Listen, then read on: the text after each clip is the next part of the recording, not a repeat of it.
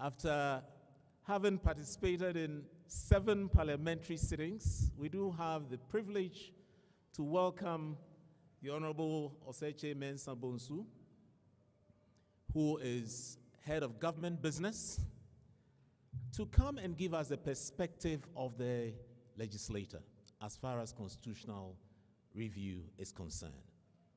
What timing? Great timing.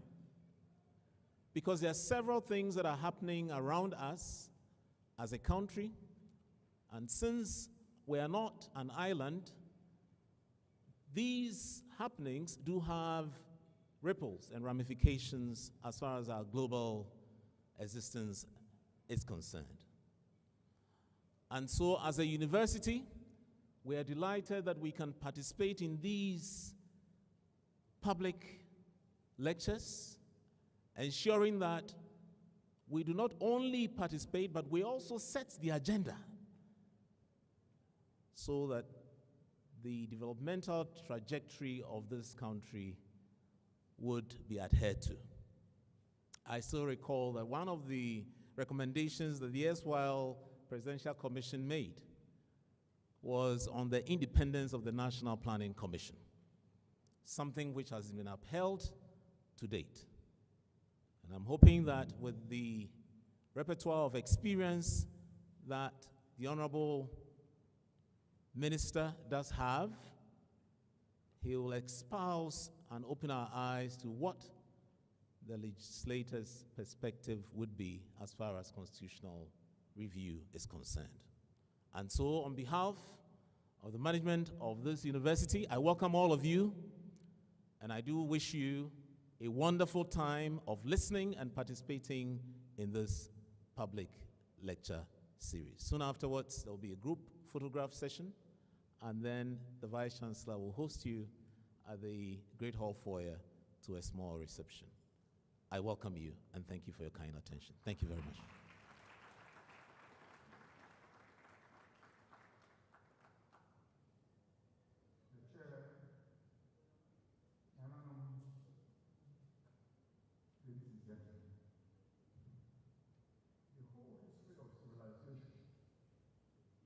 Towards an ethical outlook on life. Without such an outlook, or if it is insecure here, civilization negates, and we will be left without a moral leg to stand on. But unlike so many writers who reach similarly goofy conclusions, Dr. Albert Schweitzer is ready to build afresh on his famous principle of reverence for life, a positive philosophy which will be the problems of today. This idealism demands that each individual should have responsibility without the need to all values. The song for nation building,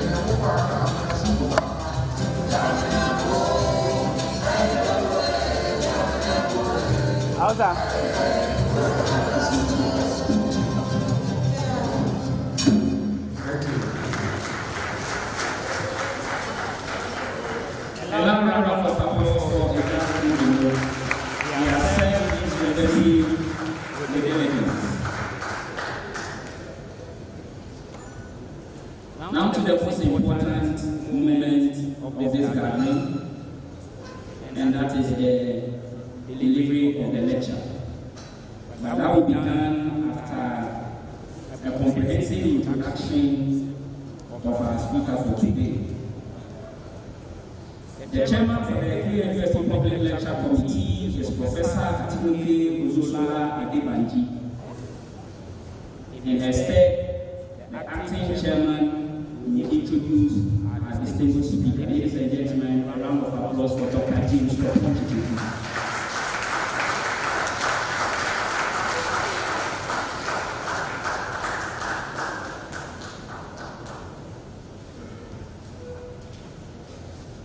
Thank you very much, moderator.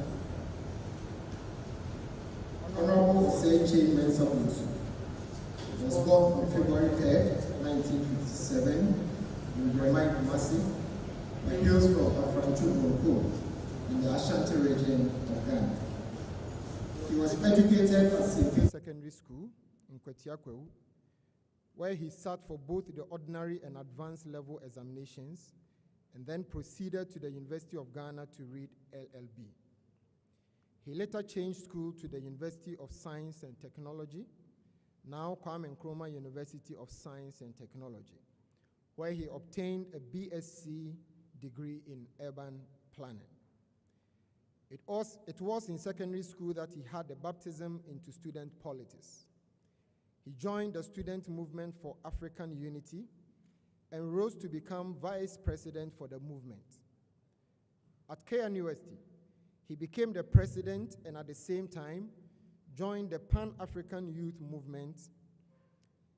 He was twice the president of the Junior Common Room of the University Hall and president of the Students' Representative Council, SRC, whilst he was in the university.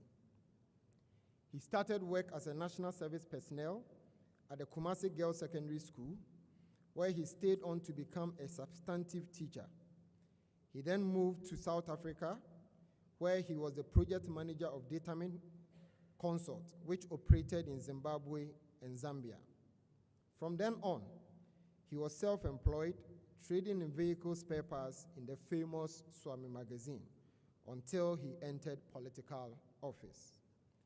Since becoming a member of parliament, he has taken leadership positions as Secretary to the Majority Caucus, Deputy Majority Whip, Majority Chief Whip, Deputy Majority Leader, Minister of State, Parliamentary Affairs, Minority Leader, Majority Leader, Minister of Parliamentary Affairs, and Leader of Government Business.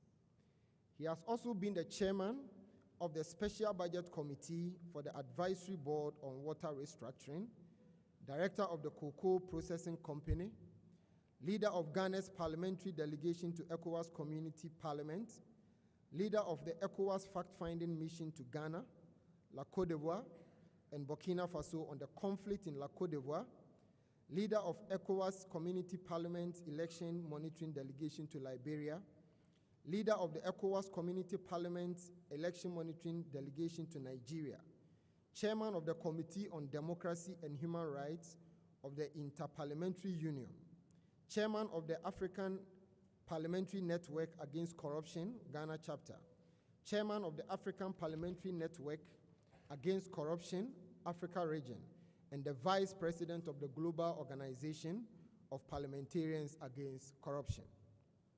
In terms of his service on committees of Parliament, he has served as a member, ranking member, and vice chairman and the chairman of the Business Committee, vice chairman and ranking member of the Appointments Committee, and vice chairman of the Special Budget Committee. He has also served on the committees on Selection Works and Housing, Youth and Sports, Lands and Forestry, Subsidiary Legislation, and Standing Orders. Honorable Kyei Mensah Bonsu has been part of several parliamentary delegations within and outside Ghana during his term in Parliament. Some of these delegations have been to meetings and activities organized by the Commonwealth Parliamentary Association, Inter-Parliamentary Union, African Parliamentarians Network Against Corruption, Global Organization of Parliamentarians Against Corruption, National Council of State Legislators, and the ECOWAS Parliament. In 2017, Leader, as he affectionately called by many, received double honors from chiefs and queen mothers of Swami constituency under the auspices of Otumfuo and the University of Professional Studies, UPSA. He was installed as the Sompahene of Swami constituency and also honored with a doctorate degree, honoris causa, from UPSA. He is currently the 7th term NP for Swami, Honorable Minister for Parliamentary Affairs, the Majority Leader, Leader of Government Business, Leader of the House, and was a minister with temporary responsibility for the Ministry of Finance. In 2001, he was elected the Vice Chairman of the Commonwealth Parliamentary Association. On this note, ladies and gentlemen, it is with great honor I invite Honorable Kyei Mensah Bonsu, Minister for Parliamentary Affairs, Majority Leader, and Leader of Government Business to deliver the lecture. A round of applause.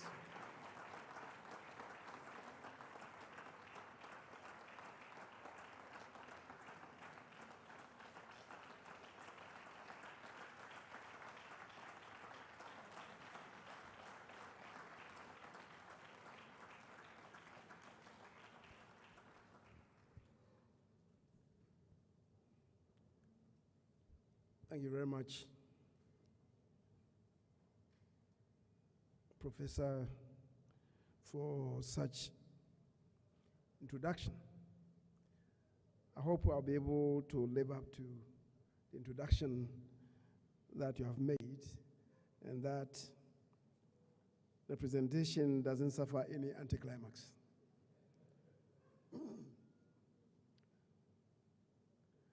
Professor Chairman, Pro Vice Chancellor, KNUST, Professor Elise Usu Dabo, the Registrar, Mr. Andrews Kwesi-Boateng, Provosts, Directors, Registrars, Deans, Heads of Departments, Nananum, Nanahima, the new Patriotic Party executives, GRASAC President and his executives, the Public Lectures Committee members,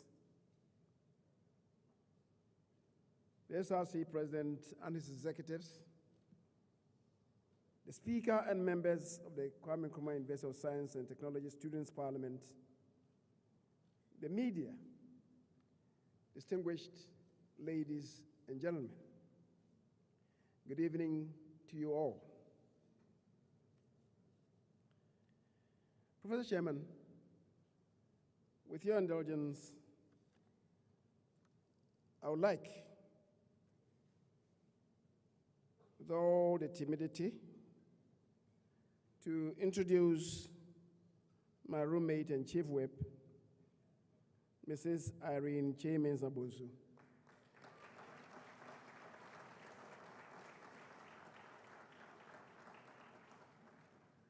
In whom I'm sometimes well pleased. Not always, though, I must confess. Her rainfalls in the house are often quite unpredictable. And on such occasions, they pour from cumulus clouds amidst heavy thunder. And on such occasions, the Son of Man has nowhere to lay his head.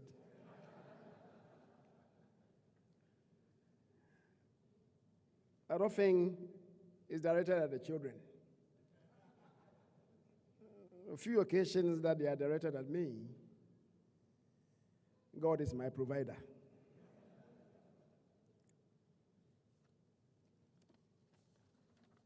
When I left the walls of this prestigious institution some 40 years ago, I never for once imagined that I will be standing here in our great hall today to deliver the first lecture by the Public Lecture Committee, that is post-COVID. Mr. Chairman, I believe before I continue, and that is not to remind us of the letters that we wrote in yesteryears, when we would start, the brightness of this day has given me the golden opportunity to pen you this my missive. And then after writing one chapter, he would then intervene before I commence. He has commenced already. But if you say before I commence, I want to know your present condition of health. So before I proceed further, permit me to also acknowledge my colleagues who are here, Dr. Bafo, Safu J, the Honorable Victor Usu, Kwekudia, Dr. Professor Ekuoku, and the rest of them. And I thought I saw my colleague, the Honorable Patricia PJ here. I don't know whether it was a ghost that I saw. Professor Chairman, as an alumnus, I have been proudly following the achievements of my alma mater, in particular the recent laurels won by the Kwame Nkrumah University of Science and Technology in the ranking of universities worldwide. Best University in Ghana and West Africa for 3 years running.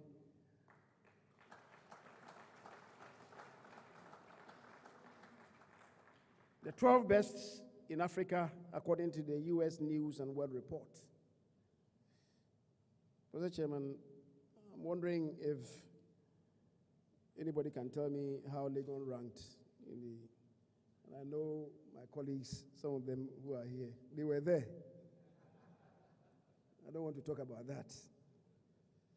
Kwame Nkrumah University of Science and Technology has been ranked in May 2022 as, quote, the top university in Africa and 14th globally with a score of 83.7% based on its commitment to Sustainable Development Goal 4, SDG 4, quality education.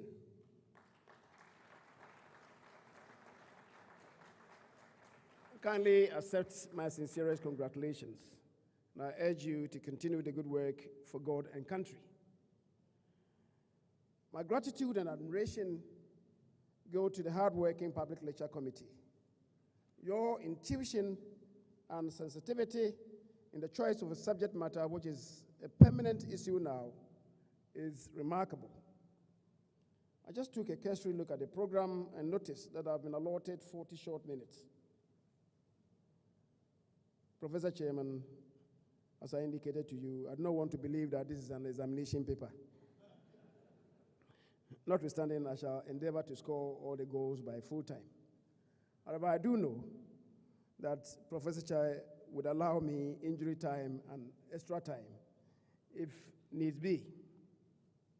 I have been accused oftentimes of being quite loquacious by many, but it is an occupational hazard.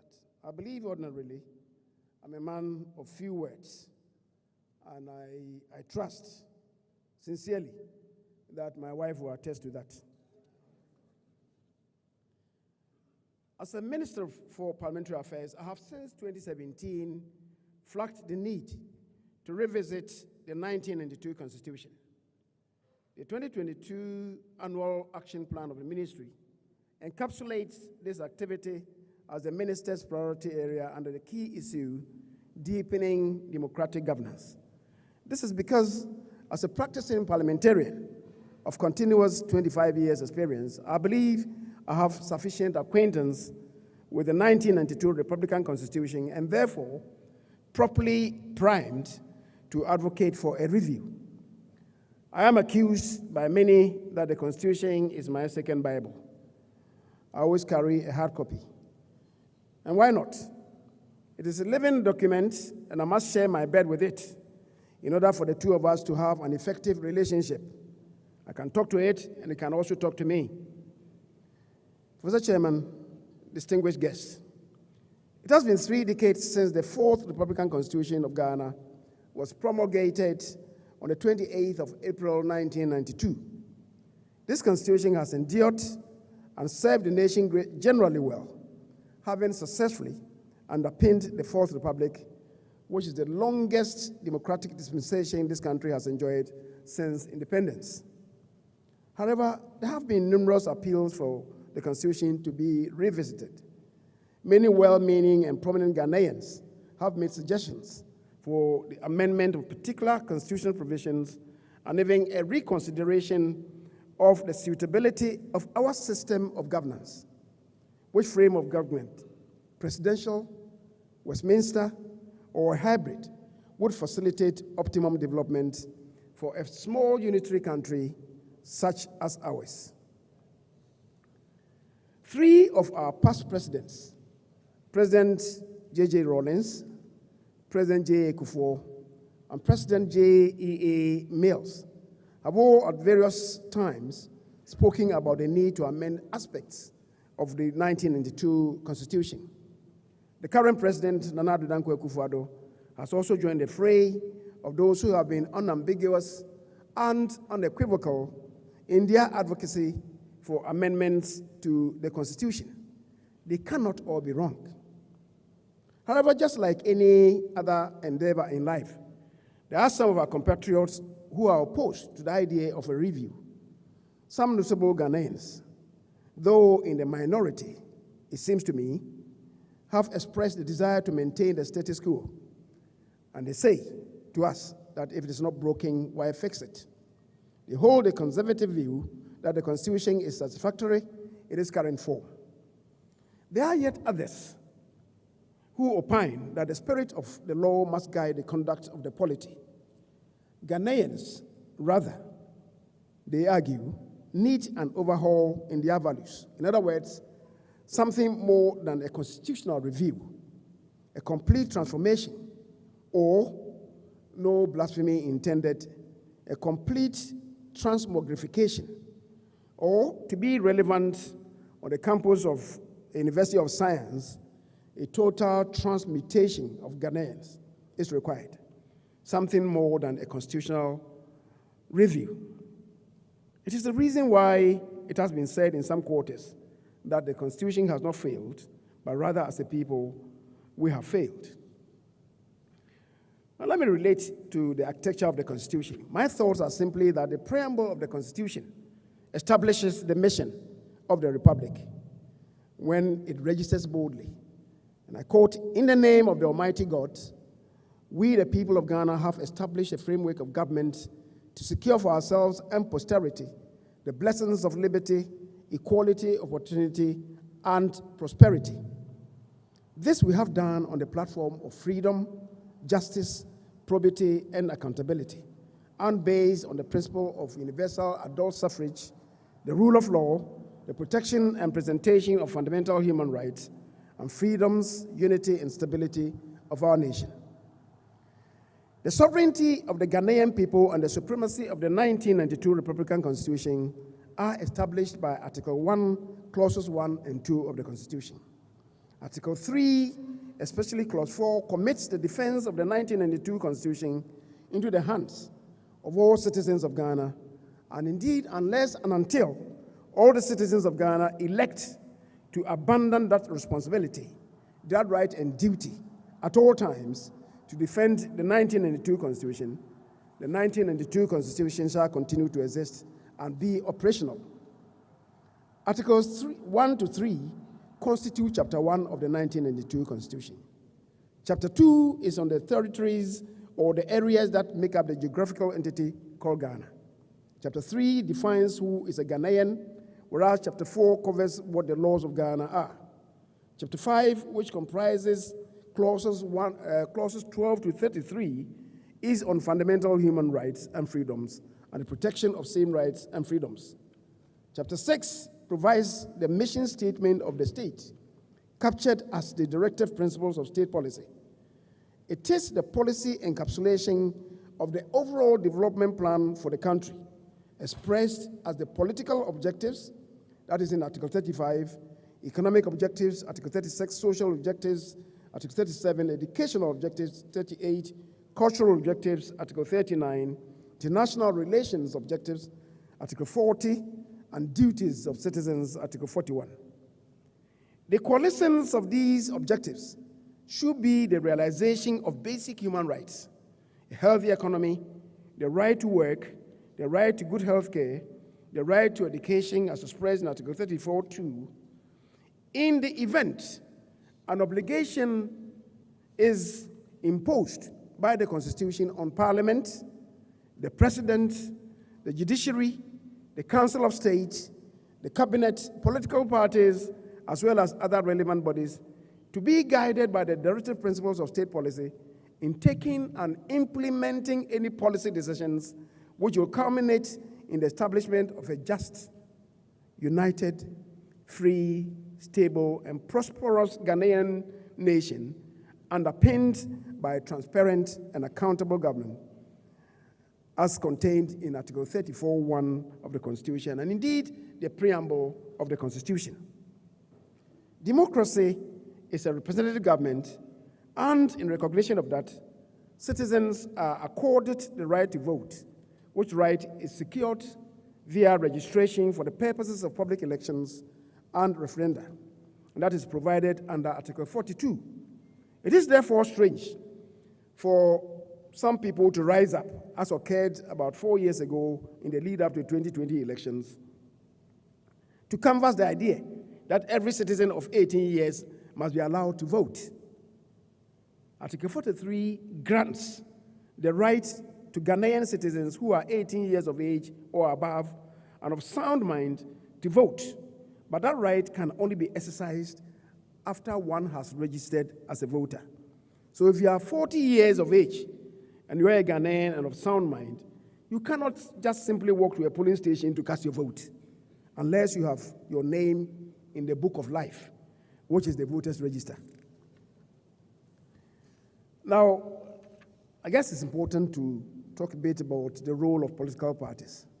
Political parties are vehicles for shaping the political will of the people, to disseminate information, which information itself must be well-researched and appropriate, not propaganda, on political ideas, social and economic programs, and sponsor candidates for elections to any public office other than the district or lower local government units. And that is contained in Article 55. That is why the political parties themselves must get it right and themselves be populated by experienced, competent, efficient, and effective persons who can churn out ideas which have the potential of maximizing the rate of socio-economic development to secure maximum welfare, freedom, and happiness of every person in Ghana, and to provide adequate means of livelihood and sustainable employment to the Ghanaian people and public assistance to the needy, as contained in Article 36 of the Constitution. Prof. Chairman, I guess it's important to also relate to the anchor of the Constitution. The anchor of the 1992 Constitution is provided by us. The preamble of the Constitution provides the framework of government which sustainably secures for the citizens of today, tomorrow, and the day after tomorrow the blessings of liberty, equality of opportunity, and prosperity.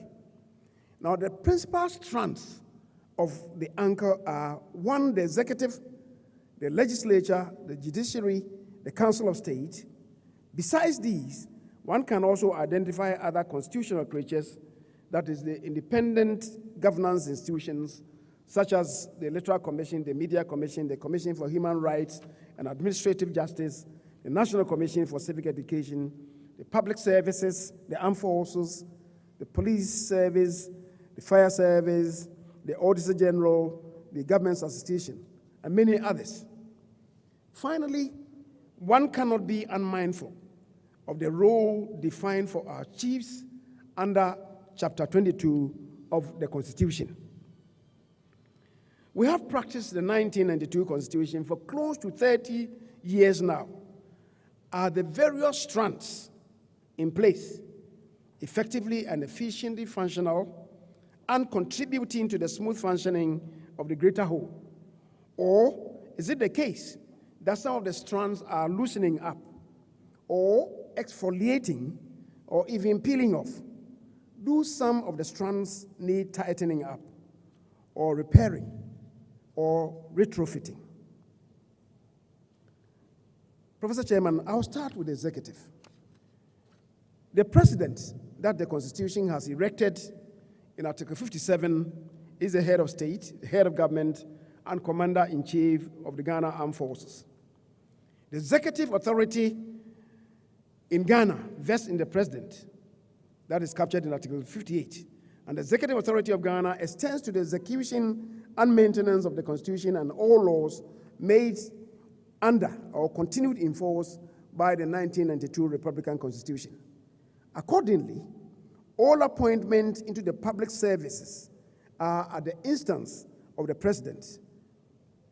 That is captured in Article 195. And I quote, "The power to appoint persons to hold or to act in an office in the public services shall vest in the president." So all public servants exist at the instance of the president. And sequel to this provision, the president appoints the head of civil service, that is referenced Article 193. In the meantime, there is even a conflict between Article 194(7) and 71(1)(d). The president appoints persons to the Police Council, Article 201(g) and (h). He appoints the IGP, Article 202, Prison Service Council, Article 206, 1 and K, Director General of Prison Service, Article 207, Armed Forces Council, Article 211T, the CDS and Service Chiefs, Article 212, Fire Service, SHRAG, Article 217, Commissioners of NCC, Article 232, Media Commission, 166, Governance Association, 185, MMDCs, 243, the governing boards of various bodies and authorities established by various acts of parliament, ambassadors, high commissioners, etc., etc. Indeed, any president appoints more than 5,000 officers into public office. We are still counting. This certainly, Professor Chairman, is a monarch that the Constitution has created. The rest of us citizens hold him in awe, and even when he strays, it is difficult to talk straight to him. This arrangement needs to be revisited. It cannot be good for our growth. It cannot be good for the growth of democracy. The country needs a head of state and government. Therefore, agreeably and understandably, at any given time, we shall have a president or prime minister. However, there is an empirical study conducted by the World Bank which suggests that small unitary countries are better served with prime ministers as heads of state other than presidents. A president has the whole country as his constituency, whereas a prime minister operates from his or her own small cell. When the parliamentary leader wins and his party wins majority of seats in parliament, he becomes the prime minister. His campaign purse is small as compared to the president's campaign wardrobe. Of late, electioneering campaign funds of contestants at every level of political arrangements has been escalating. The campaign funds of parliamentary candidates from primaries to national elections is averaging $600,000. $600,000. That is according to the research conducted by CDD in respect of the events culminating in the 2020 elections. $600,000. If we are converting it to cedis now, it will be 4.8 million Ghana cedis to elect a member of parliament into office. Now, if you elect such a person into office, he or she is not a Father Christmas. You make him a minister. What do you think will happen? And as a nation, we turn around, we say we want to combat corruption. How do you combat corruption when we do this to ourselves? Another chairman, that amount is huge. We are yet to begin the counting of notes in the lead up to the 2024 elections. The campaign pairs of a presidential candidate from party primaries to the national elections by any proper reckoning and accounting cannot be less than the equivalent of 50 million United States dollars. How much does that translate to? 50 million. Over 400 million. Where do the candidates have the monies from? There is a nexus between huge campaign expenditure and corruption through the award of contracts. What therefore should be our preference pursuant to good governance? As a nation, we must confront this. Do we need this expensive structure of government in the president, or a much lesser evil in the form of a prime minister who is, as well, much more accessible and accountable to the representatives of the people? We have a choice. In a strict presidential system, ministers are appointed from outside parliament. Invariably, they are all technical persons in various fields who, when they come to be appointed, are able to assist the president in the determination of policy of government and also for the efficient running of the state. These are experts, they are consultants, technical people, they are professionals who add value to government. That is what obtains in the United States of America, which is the flagship of presidential systems in the world. In the Westminster system, the Prime Minister appoints ministers for the same purpose in the determination of general policy of government as contained in our Constitution, Article 76(2), and also for the efficient running of the state, Article 78(2). The ministers in the Westminster system are not necessarily technocrats, but they are often long-serving members of parliament who must have served on committees for some time, risen to chair the committees, or perhaps served as shadow ministers and acquainted themselves with all matters pertaining to particular ministries or departments or agencies, such that they might have become authorities in matters concerning the various ministries, departments, and agencies. When such people are appointed as ministers, there is manifest value addition, unlike what obtains in our Fourth Republic, where because of the hybrid system of government that is being operated, the president is compelled to appoint a majority of ministers from parliament And that is according to Article 78(1), which provides ministers of state, and I'm quoting, shall be appointed by the president with the prior approval of parliament from among members of parliament or persons qualified to be elected as members of parliament, except that the majority of ministers of state shall be appointed from among members of parliament. You are all witnesses to what obtains in such an arrangement. Many ministers, deputy ministers, when they get nominated and who appear before the appointment committee of parliament, when asked fundamental questions, rudimentary questions relating to their designated ministries, would often respond. And I'm quoting them. I don't know, please. You approve of me, and when you do approve of me, when I go there, I shall learn. What are you going to learn? When the Constitution provides that you shall assist the president in running the state efficiently, and the Constitution provides that you shall assist the president to evolve policies for your ministry, you are telling us at the appointment committee that we should approve of you. When you go there, you go and learn. So what value addition are they adding to your governance? Ladies and gentlemen, that's what you have. How are such persons, rudimental learners, going to assist the president in the determination of general policy of the ministries, the superintendent, or indeed of the government? How are they going to help in the efficient running of the state? It is one principal reason why, as a nation, we are marking time. We are stuck because many of our ministers do not add value to our governance. That's the truth. And I'm not here talking about the current MPP administration. I refer to all administrations since 1983. The time has come for us to seriously introspect on this. And hasn't the time come for us to place in the Constitution an upper ceiling on the number of ministers of state that we should have? As I've already stated, cabinet ministers assist the president in the evolution of policies. That is according to Article 76 of the Constitution.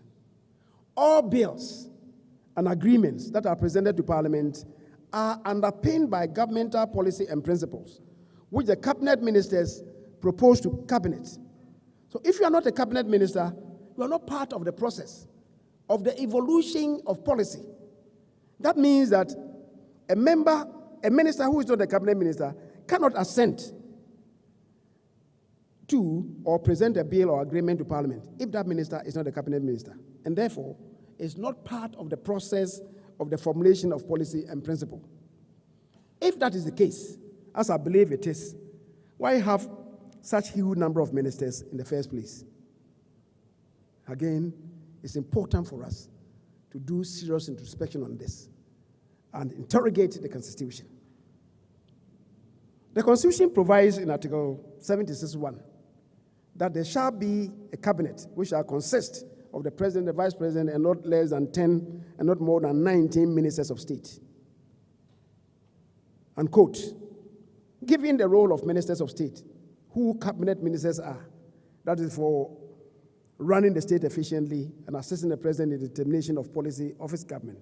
It is my contention that apart from regional ministers, the number of central government ministers may not have to exceed 19, as contained in the Constitution. And that means ministries shall also not have to exceed 19. All ministers, to be relevant and to be able to assist in the evolution and determination of policy in their sectors, must be cabinet ministers. The excess numbers must be cut off, and that will significantly reduce public expenditure. For the avoidance of doubt, the Constitution must provide for that. Now, Article 68 provides, among other things, and I'm quoting, whenever the president is absent from Ghana or is for any other reason unable to perform the functions of his office, the vice president shall perform the functions of the president until the president returns. That construct, let me go over it again. It says, whenever the president is absent from Ghana or is for any other reason unable to perform the functions of his office. Inherent in that construction is that when the president travels outside the country, he's unable to perform his functions as a president. Is that the case?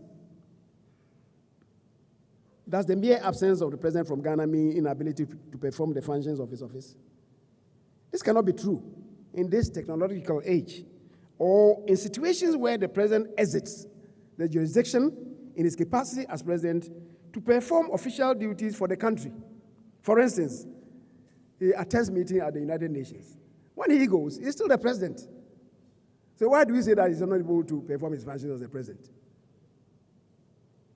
And for that matter, have the vice president sworn in, and if the vice president is not there, to have the Speaker of Parliament sworn in as acting president. The man is there performing his duty as the president of the Republic.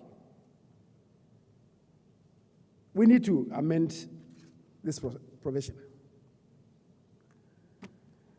Mr. Chairman, Article 78(1) provides for a president to appoint a minister of state with the prior approval of Parliament. When a minister of state is nominated by the president for a specific ministry, he is vetted for that ministry. If for any reason the president has to move that person to another sector, Parliament must vet the person again for that new position in order to satisfy themselves that the person has some competence and knowledge for that new designation. Otherwise, there may not be any value addition in these reshuffles.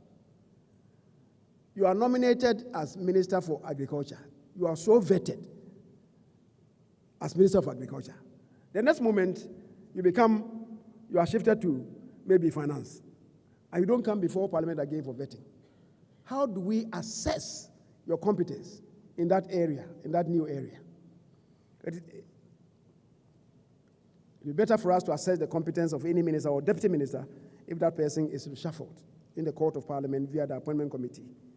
We must all acknowledge that ministerial or deputy ministerial appointment is serious business and should not be reduced to trial and error, because government is about lives of people. In the United States of America, you are appointed to a ministry. They call them secretaries. If you perform, you are maintained. If you don't perform, you are taken out. You are not reshuffled to another ministry.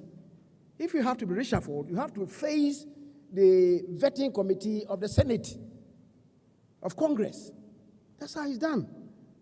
Not so in our part of the world. And I'm saying that is not adding value to our governance. Now, let me say a few words about the Attorney General. The Attorney General, who is the principal legal advisor to the government, is a minister of state appointed by an incumbent president. That is Article 88 of the Constitution. The Attorney General is responsible for the initiation and conduct of all prosecutions of criminal offenses, Article 88(3). All offenses prosecuted in the name of the Republic of Ghana shall be at the suit of the Attorney General or any person bearing the authority of the Attorney General. If the Attorney General is a minister in a ruling party's government, certainly human as he is, he would tend to treat his colleague ministers with kid's gloves and only go after opposition elements and former ministers. That's what we have. It is proper and prudent to insulate the Attorney General and assure his independence. For instance, the status of the Attorney General could be made equivalent to the Chief Justice, or at least a Justice of the Supreme Court. He must not be a Minister of State appointed by a president. By that, he would traverse several administrations, his financial autonomy will be guaranteed, and then shall we witness the demonstrable prowess of an Attorney General. An amendment to Article 88 is required. The National Development Planning Commission. The National Development Planning Commission is a vital cog in the development agenda of this country. The broad architecture of national development is provided, as I've already indicated, by the directive principles of state policy, expressed in the broad ambit of political objectives, economic objectives, social objectives, educational objectives, cultural objectives, and international relations objectives. The National Development Planning Commission is mandated to craft a long-term development plan for these development themes for the nation based upon which the various political parties are required to craft their manifestos, as required by Article 55(3) of the Constitution. When this has been achieved, then the relevance of Article 35(7), which provides, and I'm quoting Article 35(7), as far as practicable, a government shall continue and execute projects and programs commenced by the previous governments. The relevance of this then shall be established, because the NDPC would have crafted a long-term development plan. The political parties would have crafted their manifestos, indeed woven their manifestos around the long-term national development plan. And then the obligation imposed by Article 35(7) then will be relevant, because we are singing the same tune. And so when this party, we may only differ in the details of application of the development plan. We shall have a common national development plan for ourselves. Now, this has become difficult to achieve because the political parties have no guide from the NDPC. On the part of the NDPC, it is not for want of trying. The truth of the matter is that the very composition of the NDPC, as provided under Article 86, makes it politically tainted. If you look at Article 86, the vast majority of the membership of NDPC is ministers of state at any given time. So regardless of the quality of the product, if it is done by MPP, NDC doesn't want to have anything to do with it. If it's done by NDC, the MPP doesn't want to have anything to do with it. I believe that the provision on the NDPC, especially in respect of the composition, that is ministers from one political party, Article 86(2), shall have to be amended to strengthen its role and serve as the principal driver of the national development plan, of the national development agenda, with the long-term development plans that they shall craft. Now, let me say a few words about electoral commission. This is a body that occupies a central role in the framework of government that we have established. Its commissions or omissions could either advance our democracy or draw back our democracy. It is the responsibility of the commission to, quote, demarcate the electoral boundaries for both national and local government elections. That is Article 45(b). The commission is charged with the function to, I'm quoting again, to review the divisions of Ghana into constituencies at intervals of not less than 7 years or within 12 months after the publication of the enumeration figures after the holding of a census of the population of Ghana, whichever is earlier, and may, as a result, alter the constituencies of the country, Article 47(5). It is the combined effect of Article 47(b), 45(b), and 47(5), which drives the creation of additional constituencies by the Electoral Commission without any regard to Article 47(3), which provides that, and I'm quoting, the boundaries of such constituencies shall be such that the number of inhabitants in the constituency is as nearly as possible equal to the population quota. Democracy is about representation, and representation is about people by people. It's not about representation of trees and landmass. So you remember in 2013, when the MPP sent their case to the Supreme Court, and the electoral commissioner was asked to tell this country the population quota, he never got around that question. He never answered it.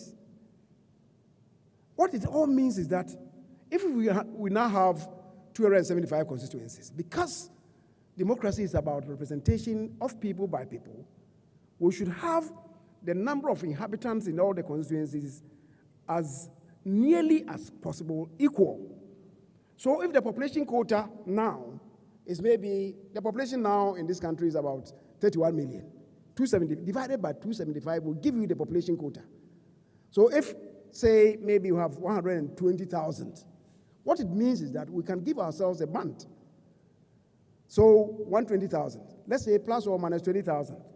What it means is that if the population scales over 140,000, the excess should go into the contiguous constituency. If it is less than, let's say, 100,000, then that constituency ought to be meshed with some others. That is what obtains everywhere in the civilized and established democracies. Not so in Ghana. We keep increasing our number of seats. Where does it obtain in the world? It doesn't obtain anywhere in the world, what we are doing in Ghana. So what it means is that, you remember, those of you who are a bit older, in 1992, before the conduct of the first elections under the Fourth Republic, the constituencies in this country were 140. They were increased by 60 to 200. Then, at the time of President Kufuor, about 10 years after the exercise, it was increased by 30 to 230. 8 years after that, they increased it again by 45. Today, right? That was done in 2012. 10 years has now expired. And as the Constitution provides, after the conduct of census, we should do it. What's the Electoral Commission going to say? Are they going to increase the number of seats again?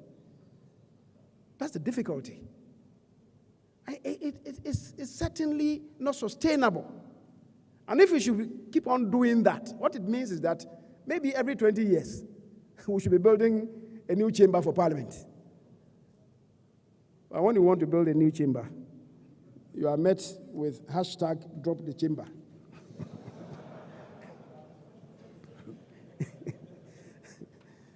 So, ladies and gentlemen, I think we should be realistic. Everywhere the number of seats is set, it's the population quota that changes, not the number of seats in the Parliament. I guess we may also have to look at the composition of the Electoral Commission, because it also excites a lot of agitation. On some occasions, agitation is muted. On other occasions, the agitations are very loud, depending on which party is in opposition and which party is in government. And of course, which party's president makes the appointment of the members of the commission.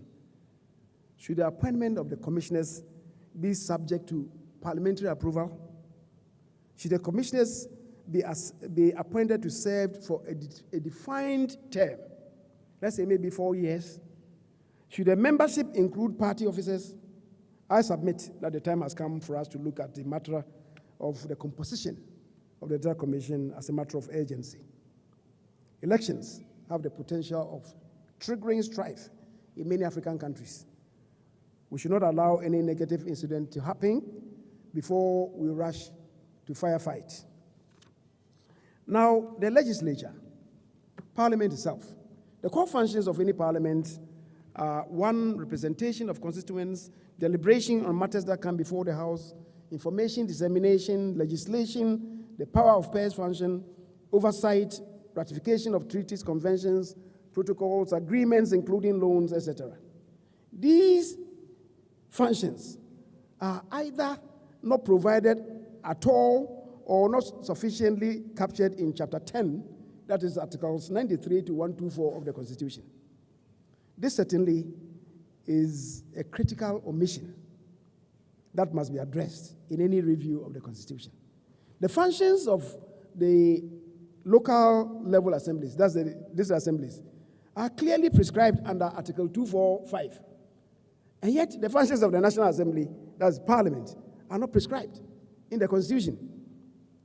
However it happened, I cannot tell. Again, the functions of the presiding members, and indeed the DCs, at the level of the lower assemblies, are prescribed in the Constitution, Article 243. And yet that of the Speaker of the National Assembly Parliament is not prescribed, apart from it being said that the Speaker shall preside at the sittings of the House. But go to Article 241, 243, you see what has been captured for the DCs and the presiding officers at the lower levels. The Constitution certainly requires to provide further clarification on the role of the third citizen of the land. I think I am hearing these days that the third citizen is inching to become the second citizen of the land. But it hasn't come from me, it's come from he himself. The 1992 Constitution, in Article 179, 1 and 2, only provides for the national budget. I've told you that a critical function, a primary function of Parliament is the power of purse, which they do by scrutinizing budgets. But Article 179, 1 and 2 of the Constitution only provides for the national budget to be laid in Parliament for the information of members of Parliament. Only. Your Constitution does not provide that Parliament shall scrutinize your budget and approve of it. I don't know how that omission arose. So you look at Article 179, clauses 1 and 2. It only provides for the national budget to be laid in Parliament for the information of Parliament. But surprisingly, not for the scrutiny or approval. That must be a serious oversight. It must be corrected. Indeed, the Constitution grants Parliament the authority to approve of supplementary budgets. That is, in any term, in any year, if the need arises to increase expenditure or have recourse to additional revenue, when we have to come to Parliament with a supplementary budget. Then Article 179, 8 and 9 says that Parliament shall approve of the supplementary budget. But the main budget, the Constitution says that is for the information of Parliament. That indeed is an oversight. Parliament is also required to approve of the vote on account, usually in an election year. Not knowing which party may win the next election, Parliament approves of what is called a vote on account. That is for only the first 3 months after the election. So it is said that Parliament approves of that. But the main budget, as I've told you, Parliament has no hand in approval of it. I do know that by the provisions of Parliament's own standing orders, Parliament has given itself the authority to scrutinize and approve budgets presented on behalf of the President. But as I've said, sad to relate that that has no constitutional basis. I've earlier spoken about the optimum number of seats or constituencies that as a nation we should determine. The population quota, I think I've spoken about that. But let me say that we also need, as a country, to attend to the mode of choosing members of parliamentary candidates. We must interrogate it, and the various political parties must do so. The political parties are, by the current method, where every 4 years their sluice gates are open to all comers without letting the candidates go through any mill, encouraging the entry into Parliament of persons who have no or little clue about the functions of Parliament or parliamentarians. Mediocrity is being bred in Parliament, with respect. Any wonder that in recent times, members of Parliament are displaying muscle power instead of brain power? The four-year ritual of sluice gates opening to all comers is also encouraging the invasion of money bags in the various constituencies. The consequent high attrition rate is downwarping parliamentary democracy in Ghana. Distinguished invited guests, it takes considerable period to build the capacity of a typical parliamentarian. 4 years is grossly inadequate. And that is why the constant peeling of experienced members or even up and coming members is not helpful. Let the political parties take note.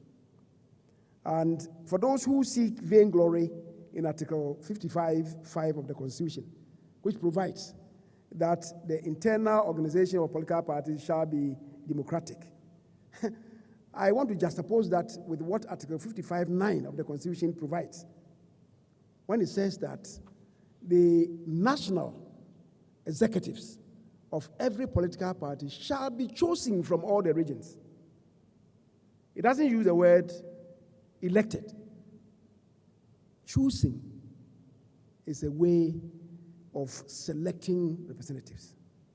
So, colleagues, let's not deceive ourselves when we say that, the parties here democratic. We know where we are going. Let's not pretend. In the Constitution, the voting rights of deputy speakers or any member of Parliament presiding as the speaker are not clearly stated. And that has given cause to the recent political vigilantism or perhaps much more appropriately, foot soldierism in Parliament, of all places. In jurisdictions where speakers are members of Parliament, the speakers have voting rights. When the MP speaker presides, he may not have an original vote from the chair, or he may not exercise his original vote from the chair. But they all have casting votes, even where by practice they don't have original votes. Whereas in Canada, they want to exercise an original vote, they must cede the chair to a deputy speaker. We need to amend the constitution to shed more light on this. We don't have to fight on this. I thought this is commonsensical. Why people should move to try to assault a speaker in Ghana. I never, ever envisaged that such a thing could happen in Ghana's parliament.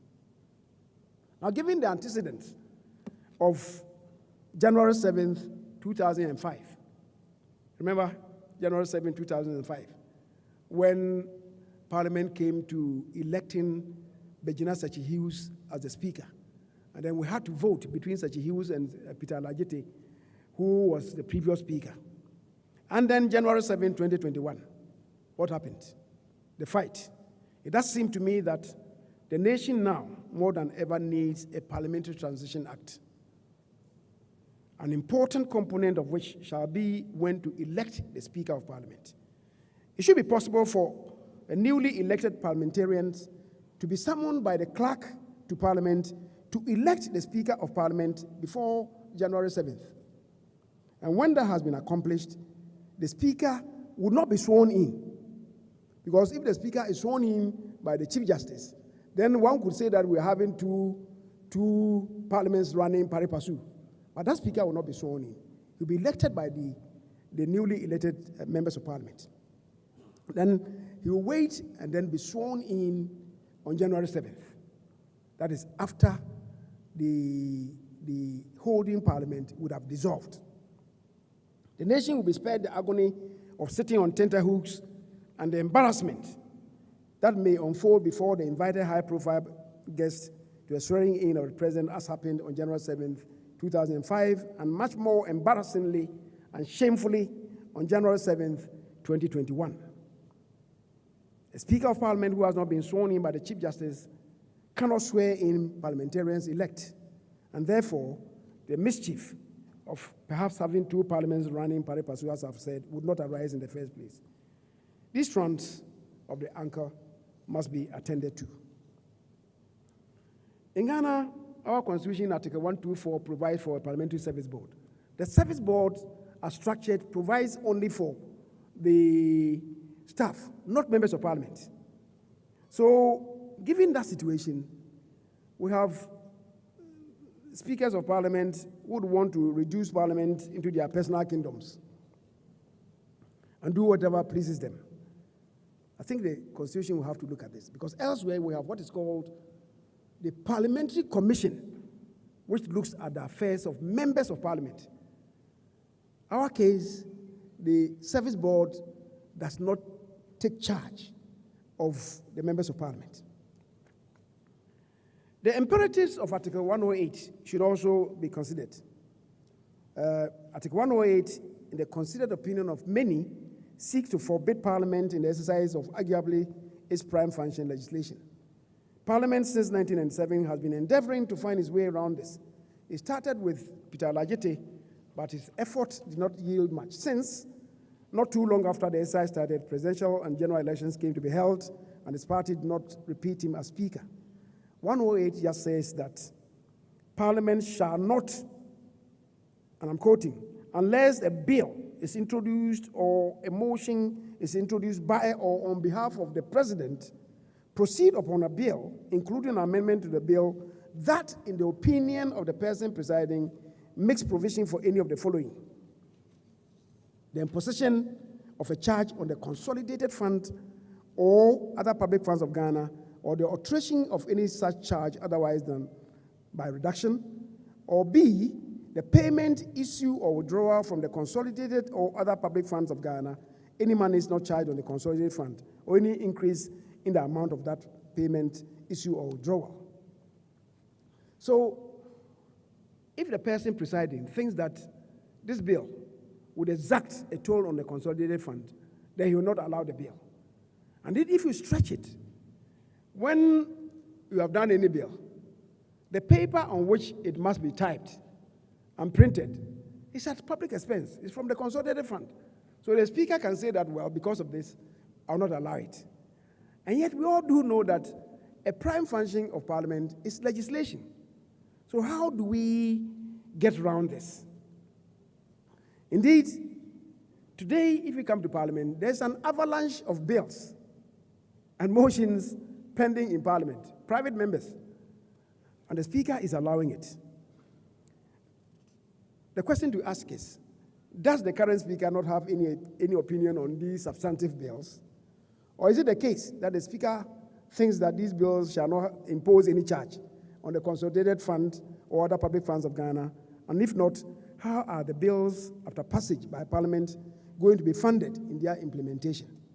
What is going to be the effect of these bills if Parliament passes them on the budget that has already been passed? Is Parliament, in the face of the imperatives of Article 108, deliberately setting itself on a collision course with the executive? These are relevant questions. Notwithstanding the express provision of Article 108, however, the legislative responsibility of Parliament must be discharged. In particular, Article 103, which provides, and I'm quoting, committees of Parliament shall be charged with such functions, including the investigation and inquiry into the activities and administrations of ministries, departments, as Parliament may determine, and such investigation and inquiries may extend to proposals for legislation. How is this to be done without any confrontation between the executive and the legislature? So, distinguished colleagues, these are matters that should concern all of us, to force us or to compel us to have a revisit to the Constitution.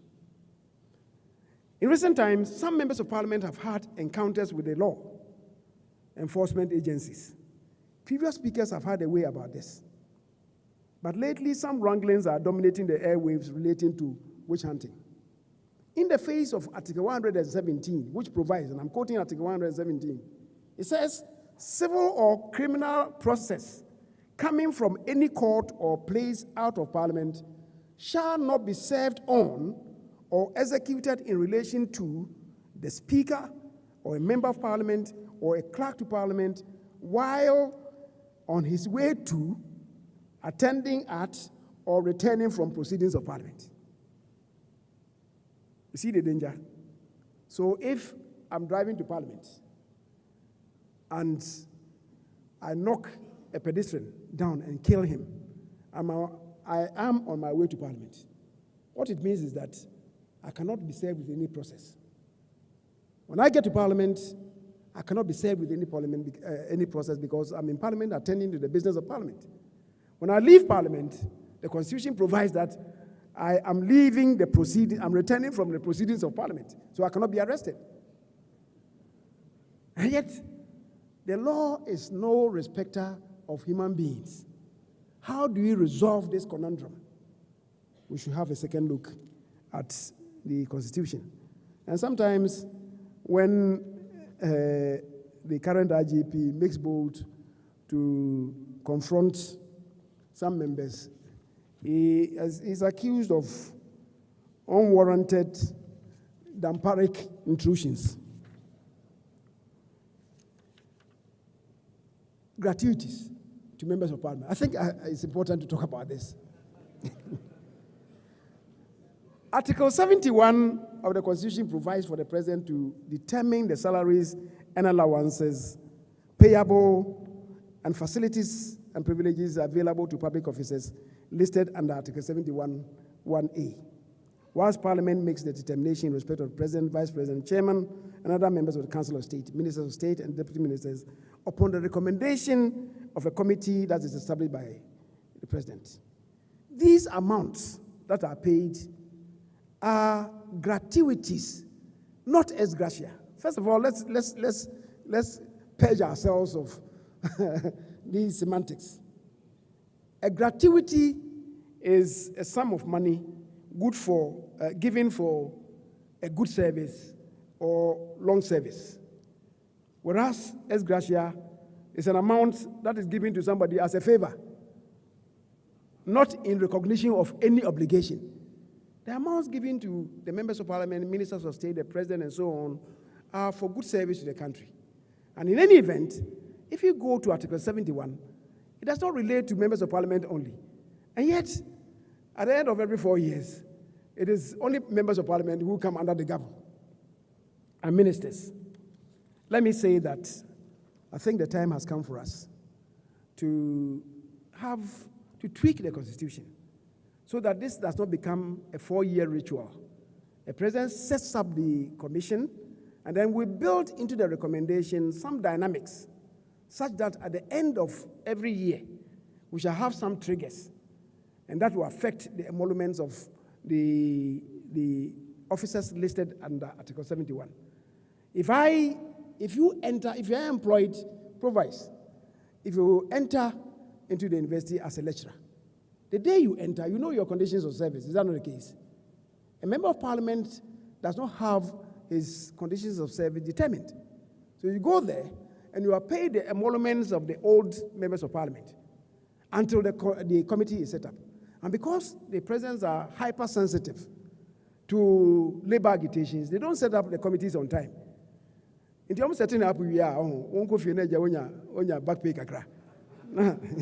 Na man force so man force you trouble sir na bende.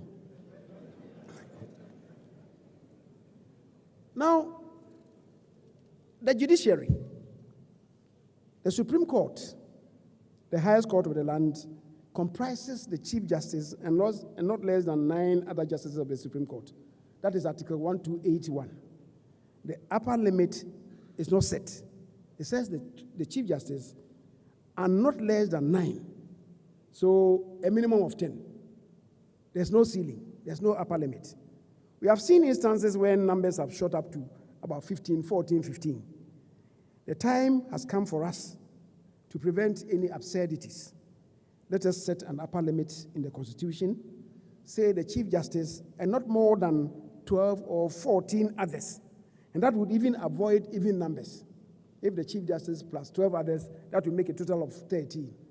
A Chief Justice plus 14 others, a maximum of 14 others, that would make a total of 15. So that when they preside, when we have a full house of the Supreme Court, there will not be any even numbers. Here it says 9, the Chief Justice plus 9 others. So we could have a minimum of 10, and when they decide on the case, sitting fully, there could be a split decision, which is not good. So you see that oftentimes when the Supreme Court has to sit as a full house, one of them will excuse himself or herself. We shouldn't have. And then the qualification criteria of justices of the Supreme Court, the apex court of the land. The Constitution provides in Article 1284, and I'm quoting, a person shall not be qualified for appointment as justice of the Supreme Court unless he is, 3 things they say, he is of high moral character, 2, proven integrity, and not less than 15 years standing as a lawyer. These are only the 3 qualifications to qualify to serve on the Supreme Court. Just that. Undoubtedly, the bar, in my view, is too low. Check the qualification and eligibility criteria of parliamentarians by Article 94. And yes, members of parliament don't compare to justices of the Supreme Court. And yet, our qualification criteria is higher than the Supreme Court justices. In fact, we are, if you look at other public officers, like the Electoral Commission, the chairman of the Electoral Commission, he or she is equated to an appeal court justice. And yet, when you look at Article 94, the qualification and eligibility criteria set for them is higher than that of the Supreme Court justices. That certainly is anomalous. And I believe that we have to have a second look at that. To whom much is given, certainly much is expected. Now, Article 126 of the Constitution provides for the composition and mode of exercise of power by the judiciary. And Article 126 states, I'm quoting that, the judiciary of Ghana shall consist of, in other words, the judiciary of Ghana shall or must consist of, and they list this, the superior courts of judicature comprising 1, the Supreme Court, the Court of Appeal, the High Court, and regional tribunals. Professor Che, the regional tribunals are still a composite part of our superior courts. But I thought the tribunal, citizens or peoples, died with the revolution. And yet the 1992 Constitution still has it, that the regional tribunals are part of our judicial system. Their ghost still exists in the Constitution. So we have to look at that. The Auditor General. The Auditor General is a tool for Parliament in the performance of our oversight responsibilities over the executive and the other arms of government. It is the reason why the Constitution provides that the Auditor General, when he finishes his work, should submit his report to Parliament. Until and unless he submits his report to Parliament, his own work is not complete. So when you have situations where, as in the recent past, we had an Auditor General who will finish his work, not submit the report to Parliament, and begin leaking the report to the media. And the media descend on the victims, tear them into shreds, only for them to appear before the appointment committee, the Public Accounts Committee. And in some cases, the Auditor General, staff from the Auditor General's office will come and apologize for what they did. And apologize to those people. Does it make sense to do that? We have to look at the Constitution again. And again, the Auditor General, as I said, is a tool for Parliament in the performance of our oversight responsibilities. It is surprising that Ghana's Constitution, in Article 187(7), whereas it provides that the Auditor General, in the performance of his duties, is not subject to the control or direction of anybody, including Parliament. 187(8) exempts the President. It says the President, on the advice or in consultation with the Council of State, can direct the Auditor General to investigate suspected cases of malfeasance. Parliament, that the Auditor General works to, cannot direct the Auditor General to do that. What are we doing to ourselves? Clearly, that provision was put there to satisfy somebody whose name I shall not mention. So we have to look at the provision of the Auditor General again.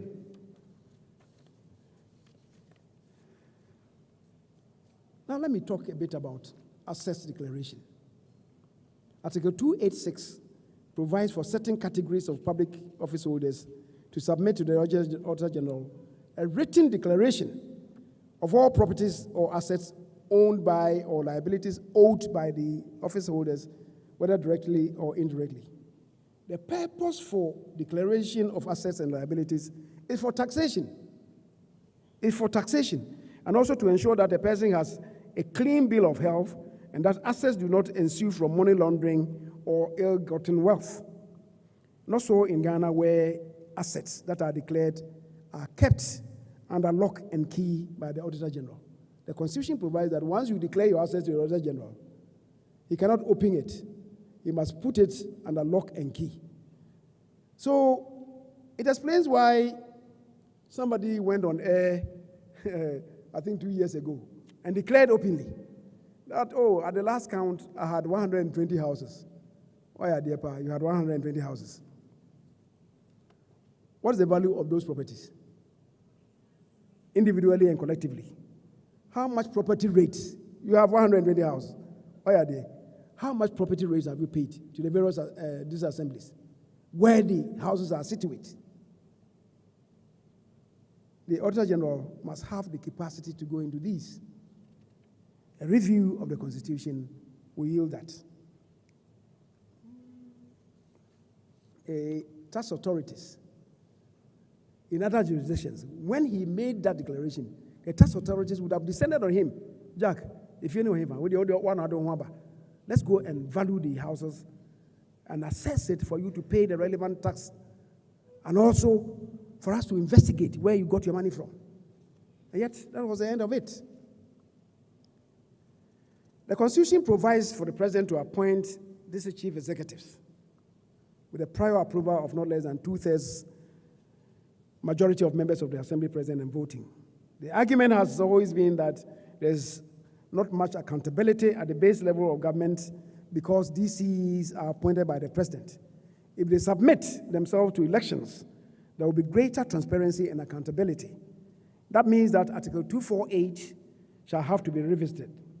It also has been suggested that whereas Article 2522 provides for an allocation of not less than 5% of total revenues of Ghana to be made available to the District Assembly for development, it's simply not possible to grant 5% of all total revenues to the District Assemblies when compensation, that is emolument, and debt servicing and debt amortization is consuming about 100% of total revenue. You have debts to service. You have debts to service. You must pay your debts. You must service your debts as well. You must pay the people that you have employed in public office. But the Constitution is forcing government to go and pay 5% of all revenues, total revenues, to the assemblies. How does it happen? You must find a way about it, especially given the fact that every year the Auditor General's report is replete with scandalous and colossal waste of resources at the level of the district assemblies. How do we do that? Is it the case that we want deliberately to throw money down the drain? We must interrogate this to proffer necessary amendments to the Constitution. I'm not saying that we don't have to capitalize the assemblies or give money to assemblies to perform, but I'm saying it appears ridiculous now to say to ourselves that whatever it is, 5% of total revenue should go to the district assemblies. Now, Professor Chair, let me attempt one more comment on the transitional provisions. The transitional provisions were inserted in the Constitution to serve ostensibly for a transient period. It was to serve a temporary purpose to all intents and purposes, to help the dust from the blood and tender days of the revolution to settle. However, since 1992, and as the years have rolled by, and given the brazen ruggedness of the language employed in the transitional provisions, it appears that those provisions are anything but transitional. The indemnity clause of the transitional provisions, clause 34, in section 1 and 3, are very ominous, as they put the executive, parliament, and judiciary to permanent sleep on what remedy to propose. Clause 34.1 provides, and I'm quoting that clause 34.1 for obvious reasons. Quote, no member of the Provisional National Defense Council, the PNDC, the secretary to the PNDC, or other appointees of the PNDC shall be held liable, either jointly or severally, for any act or omission during the administration of the PNDC. And 34.3 adds, for the avoidance of doubt, it is declared that no executive, legislative, or judicial action taken or purported to have been taken by the PNDC or the AFRC, or a member of the PNDC or the AFRC, or by any person appointed by the PNDC or the AFRC, in the name of either the PNDC or AFRC, shall be questioned in any proceedings whatsoever, and accordingly, it shall not be lawful for any court or tribunal to make any order or grant any remedy or relief in respect of any such act, unquote. These are cast in stone enactments. It is interesting to observe that Flight Lieutenant Rawlings was the only person who, as the first president of the Republic, was given the authority to do something about the transitional provisions under Clause 30, which states, and I'm quoting Clause 30 of the transitional provisions, the first president under the Constitution may, at any time within 12 months, after assuming office as president, by constitutional instrument, makes such provisions as may appear necessary for repealing, modifying, adding to, or otherwise for giving effect to this Constitution. Suffice it to say that President Rawlings did nothing, and with that, the door was shut at all other presidents. However, the Supreme Court has held that, and I'm quoting the Ghana Law Report, 2010, page 429. It says, the Supreme Court, I'm quoting, the Supreme Court could nullify an existing law only if, at the time it was passed, it was invalid or its continued operation conflicts with the Constitution. That is on page 429 of the Supreme Court of Ghana Law Report 2010. A justice of the Supreme Court held, and I quote, let me add that section 34(3), that is what I quoted in the transitional provisions, of the transitional provisions of 1982 Constitution, was passed at a rather abnormal time. So far as good governance is concerned, and nobody could challenge it at the time. The indemnity provision in the transitional provisions is to make sure that when the time comes, when the time returns to normal, that is under a properly elected government in a constitutional regime, the law could still not be challenged. That's the opinion of a Supreme Court justice. That's a strong view of the learned justice of the Supreme Court. The question is, for how long can the nation live with this albatross? I believe the time has come for us to introspect on this also. Professor Chairman, the amendment procedure of the Constitution itself, established for entrenched provisions, are both tortuous and torturous, to say the least. Many of the provisions we have related to are entrenched, and each one of them shall require a referendum of yes or no. With regard to the non-entrenched provisions, the amendment path is not serenaded by legato. It requires painstaking efforts, and the exercise could suffer political twists and turns, as happened in the attempt to have district chief executives elected by universal adult suffrage. Professor Chairman, distinguished ladies and gentlemen, I must express my profound gratitude to you, all of you, for tolerating me for so long. There are many areas that I've not been able to touch on because of lack of adequate time. I, however, want to believe that I provided some food for thought on the subject matter, on the need for a constitutional review. Once again, I thank you all very sincerely, and I believe that in the coming days and weeks, it should be possible for all of us to digest, add to, or subtract from what ideas that I've shared. But let me quickly add that these ideas are my personal ideas, not that of the MPP administration, or even the majority caucus in Parliament, which I head, or the House of Parliament, for which I serve as a leader. They are entirely my thoughts. I thank you once again, and may God bless our homeland, Ghana.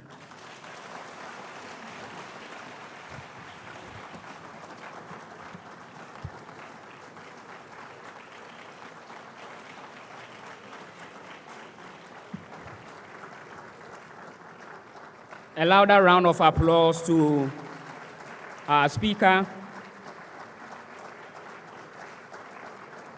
Honorable Kyei Mensah Bonsu. Please be seated.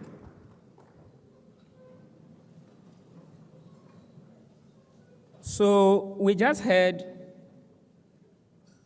our Speaker's delivery on constitutional review, the perspective of a legislator. Every day of our lives, we hear the perspective of the ordinary Ghanaian on radio. And our Speaker's delivery seems to trumpet the sentiments of the public. As to whether it will see the light of day, I can't really tell. So, next on our agenda It's labeled Interaction with the Speaker, and I've been told it means questions. So I have microphones here we're going to pass around.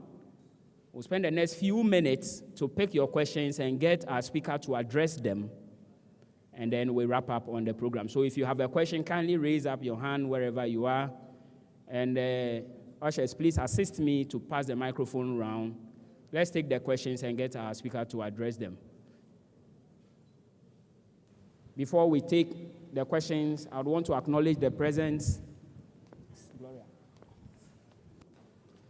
I would want to acknowledge the presence of the Honorable Member of Asukwa Constituency, Madam Patricia Apieje.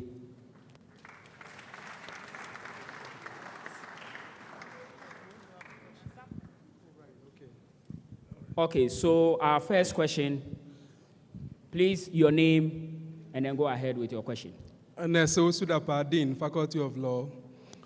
Would like to thank the eminent lecturer, Honorable Kyei Mensah Bonsu, for erudite delivery and very honest observation about the workings of our Constitution.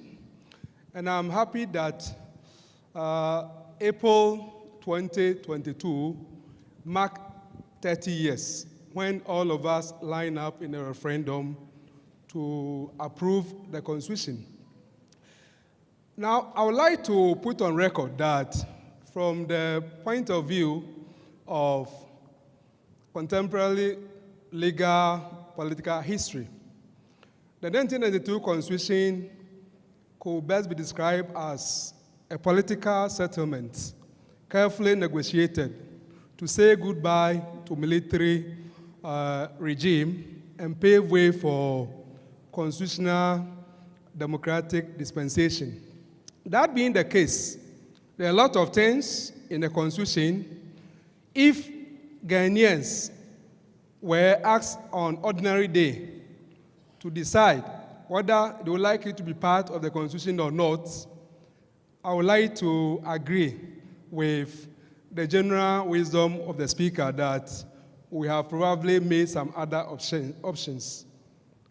That certainly shows why the regional tribunal, as he rightly said, the people died of the revolution.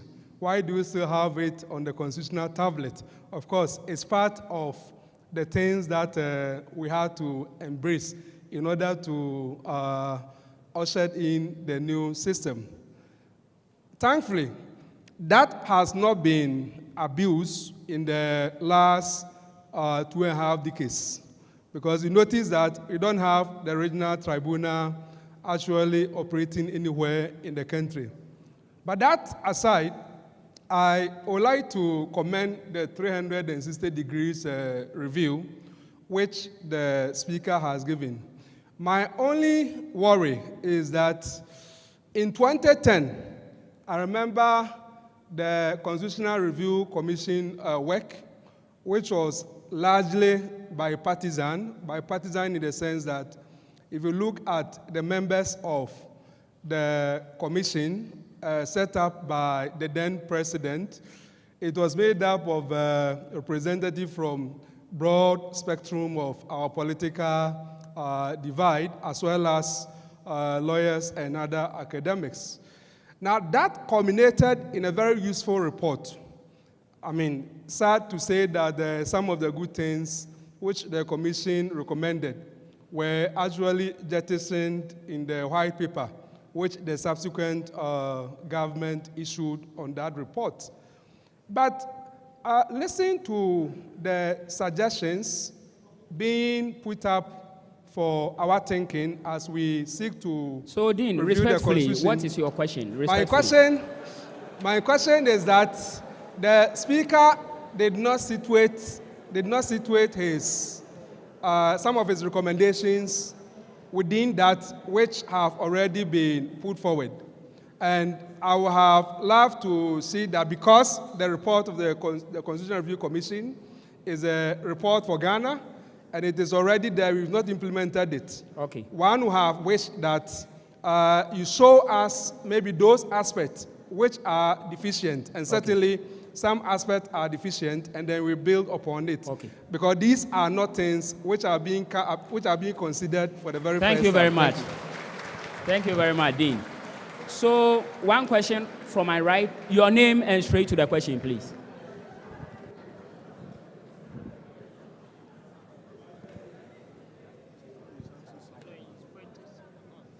Okay, so let's go ahead with you. Okay, thank you very much, the majority leader. Now, the question I have for you is this. Why are our politicians exempted from the compulsory retirement age? And, yes, why are our politicians exempted from the compulsory retirement age? And given the considerations for review, would you support a situation where our political people also get an age limit on how they can function in political life? Thank you. Please identify yourself because he will address you. I am Kofi Boateng from the business school. All right, thank you. Thank you. So let's take one more question. Yes, sir. Thank you very much. Please identify yourself. And my name is Banchani John Paul. I'm in the Department of Politics. Thank you very much, Honorable Member of Parliament.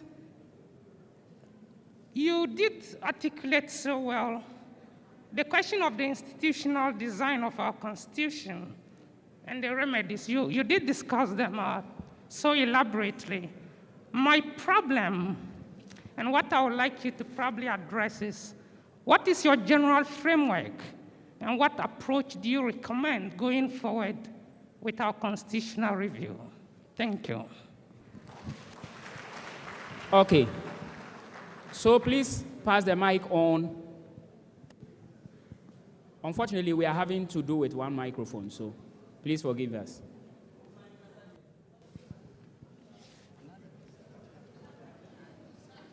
Let's be fast, please. Okay. Thank you very much. My name is Emil Ameibo, Speaker of Grasaki USD. My question is very simple. I would want to go straight to the point.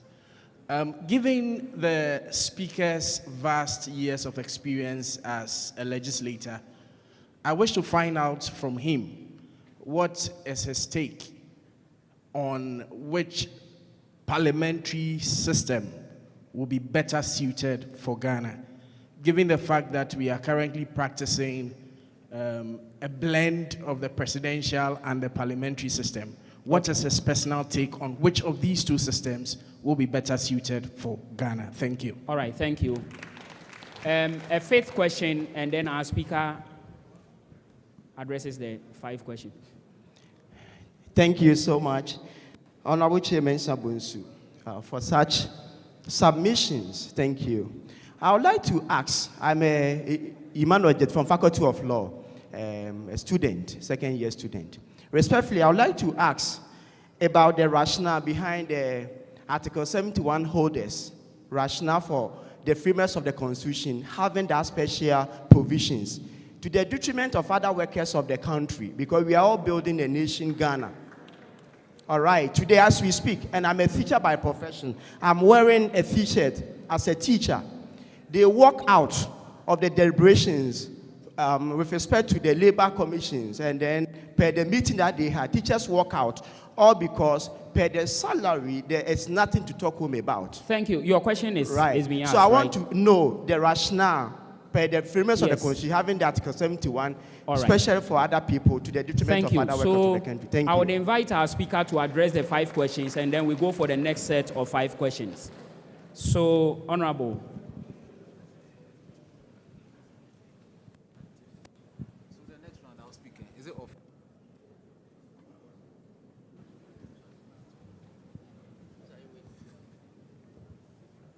Thank you very much. The Dean of the Faculty of Law, your question is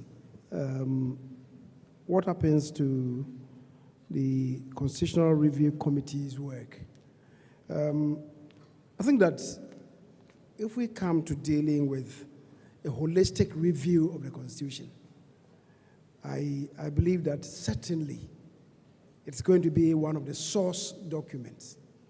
But first of all, the attempt by Professor Mills was useful, but you as the dean would agree with me that for the president to wake up one morning to tell us that I realize that there are a few areas in the Constitution where there are difficulties, and I'm appointing these people to constitute a team to go into it. The very basis of it was faulty. The very basis of how the people came. You are telling me that membership was representative. I don't see how representative it was. If I want the University Teachers Association to have a representative on a body that we want to constitute, you give it to them. Bring your representative. If I come to your backyard and appoint Professor Osei, he may not represent the interests of the University Teachers Association. So, I mean, the very way of constituting it was problematic. And that is not to say that they didn't do any good work. They did quite a good work, but I'm saying the basis for composing it. And then the outcome is also challenging. If you've seen the report, they've brought together their recommendations in one basket. Some of them entrenched, others not entrenched. How are you going to deal with them? And that's why I'm saying that, you see, this discussion that we are having is useful to the extent that if we escalate it to a national level discourse, we have cross-sectional representation in this country, from parliament, from the judiciary, from organized labor, from civil service, public service, the Council of Vice Chancellors and so on. We send invitations to all of them. Please come. Let's dialogue on this. Bar Association, the Judicial Council, Parliament itself. Then we have these composite members coming with their own representatives. Then we sit down, maybe for 3 days we are dialoguing, out of which we'll have maybe a constituent or a consultative assembly. That will be much more holistic. So, yes, Prof did well, but if you ask me, I think that the very way it was structured and it was formed certainly was not the best. That's how come that the outcome still is suffering from glaucoma in one eye and cataract in the other eye. But certainly, it was some useful work that has been done. And as I'm saying, it could provide a very good source document for all of us. Then the second person, Kofi Kwarteng, asked, why are politicians exempted from compulsory retirement? We trace it to the Constitution. When it says about us that maybe the president shall be of a minimum of 40 years. For members of parliament, 21 years. 18 years you can vote, but to qualify to be a member of parliament, you should have attained 21 years. There's no upper limit. So again, the source is the Constitution. If we want us to place an upper limit of years, let's go back to that.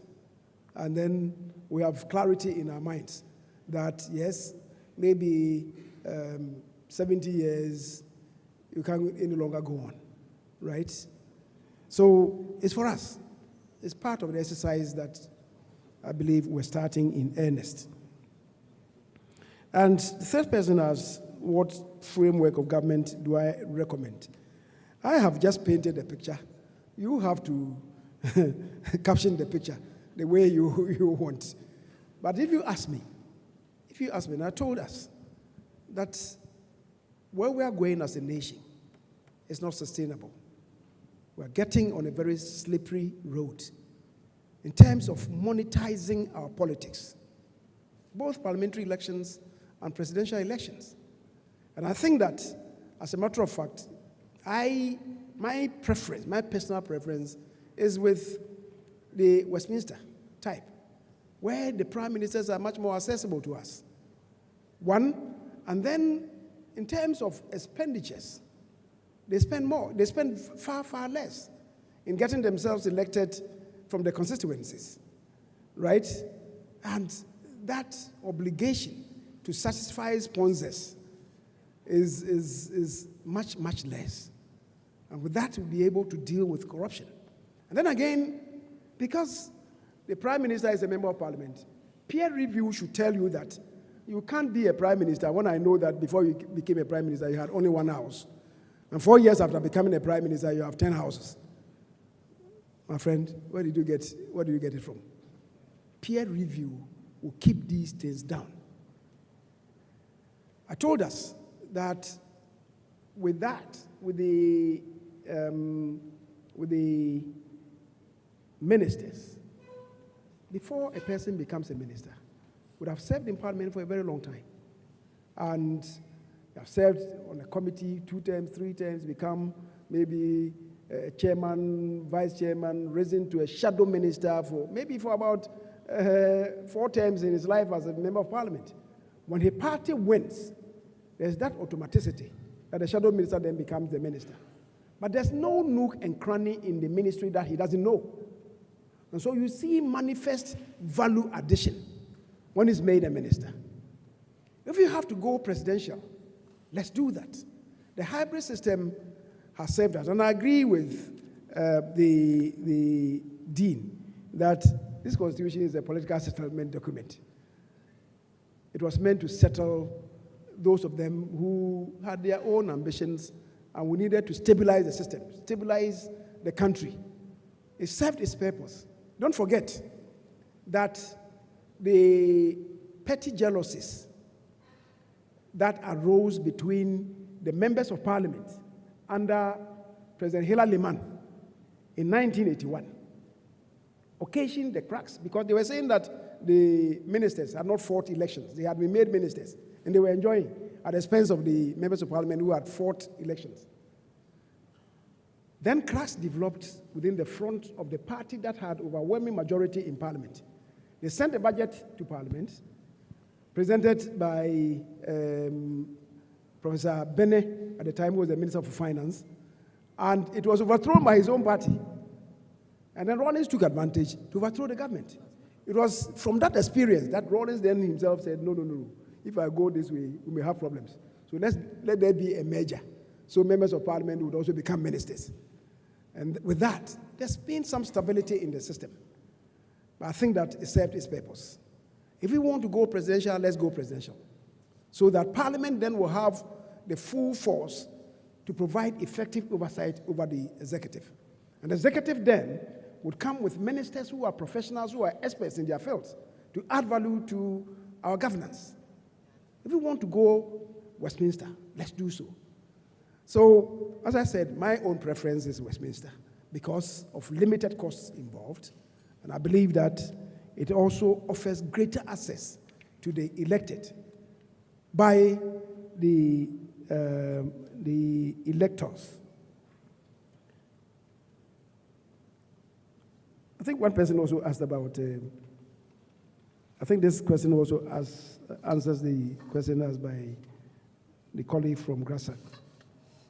The fifth one is the rationale for having the provision on Article 71 office holders. Boy, if you ask me the rationale, I wasn't part of the drafters, so. As the reason why we need to interrogate it.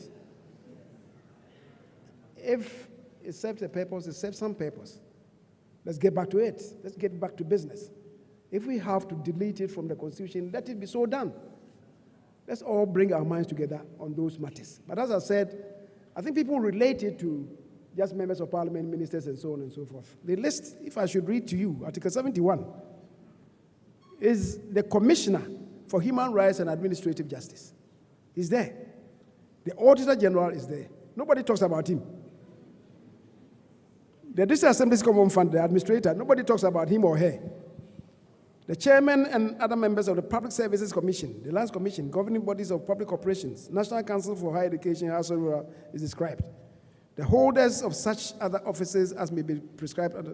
Look, come to think of it, the chief executives of the various state enterprises, their emoluments is about 4 times that of members of parliament. Nobody talks about that. I didn't hear. Because you live with the member of parliament, you see him. So you can relate to the circumstances of the member of parliament. But that man or that woman is hiding somewhere, you don't see.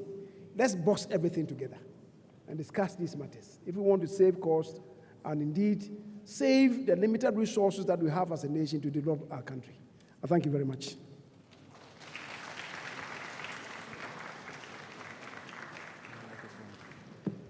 Thank you. We are running late, so we'll pick 3 more questions and wrap up. So, gentlemen, your question, please. Okay. My name is Nana Kofi Osubidiako. I'm in Year 4, Faculty of Law. Now, Mr. Speaker, I want to premise my question on two provisions. Article 57, Clause 4 of the 1992 Constitution says that without prejudice to Article 2 and also subject to prerogative writs, the president will not be brought to court for any other thing. Now, Article 2 and the prerogative writs includes the order of judicial review of mandamus, certiorari, and the rest. And in fact, the Supreme Court in the recent decision of the Republic vs. Ghana Gas has said that even where you have a private enterprise that is doing government business, the order of mandamus can be brought upon that particular private organization whose mandate is public in nature. So the Constitution by Article 2 and also the provision of the prerogative writs of mandamus, certiorari, and the rest puts kind of a cap on the powers of the executive. On the other hand, the Parliament by Article 80 says that Parliament can, by a resolution, pass a censure on a minister. So if a minister who works under a president, for example, acts in a way in which members of Parliament feel is an affront to the Constitution makes a provision for Parliament to pass censure on him. So, for example, 174 says that no waiver of tax should be done without prior parliamentary approval. So we have a minister who decides to cancel tax waivers or decides to cancel tax without parliamentary approval. The Constitution says that parliamentarians can pass a censure on him. Then the general body of case law that the Supreme Court has decided. My question is, in view of Article 2, that makes the president and executive and those under him amenable to the order of judicial review, in view of the special powers given to parliamentarians to censure ministers and other persons who are also acting in clear breach of constitutional provisions or in clear contempt of Parliament, do you still think that the checks and balances on the executive are insufficient to warrant a call for a wholesale review of the 1992 Constitution? My friend, you are a law student, eh? When we gather like this. Anyway, thank you for your question. Yes, please go ahead, gentlemen. Thank you. My name is Anos Oliver from the Department of History and Political Studies. Yeah. The Honorable Majority Leader keeps saying that we have to come to the idea that we have to review the Constitution. But I know that in policy making, there is an assumption that where you stand depends or determines where you sit. So as a majority leader, in the initial lecture, he said that the president even is a pioneer of those who are advocating for a review. So in that case, as majority leader, are we making advances in doing this review? Or if it's necessary for us to do, what is keeping us so long in doing it? Thank you. Thank you. Last question. I haven't had a question from any female or any woman. Do we have one? Oh, okay. Please.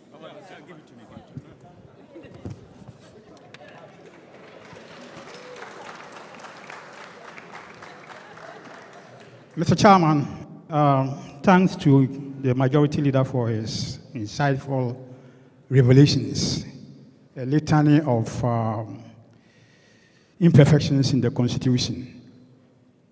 Right from the word go in 1992, 28 April, when the Constitution was, when we went to a referendum and we accepted the Constitution, Ghanaians were desperate for a return to civilian rule. At that time, I was a vigorous campaigner for yes votes. And these are some of the things that you said. Vote yes for a quick return to civilian democratic rule. Vote yes for the Constitution in the forthcoming referendum to ensure true democracy and progress. At that time, we wanted to make sure that we hurry away the PNDC regime and get into a new constitutional era.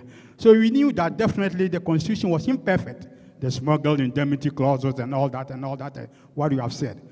My issue now is, on we go. Are we to go so? Obviously, we must initiate action to change the Constitution. There are so many cost centers in the Constitution that even deters development. So the onus is on the political class, the leadership, political leadership of this country, to make sure that these changes and amendments are effected so that we can have a smooth running, progressive, and development-oriented Constitution that will inure to the benefit of this country. So the ball is in your court. Thank you. So, Honorable Speaker, would you please do us the honors of addressing the questions and then...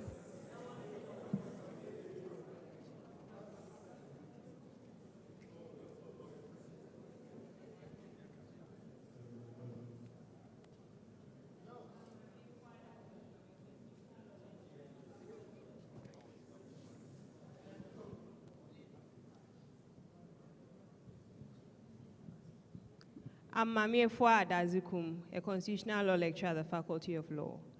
My question is related to the last but one person who asked the question. And beyond the content of the Constitution and all the amendments that we can do, there seems to be a constitutional impasse since the successful amendment in 1996. From your view as a legislator, Mr. MP, Honorable MP, what do you think are the factors for this impasse in amending the Constitution? Thank you. Thank you.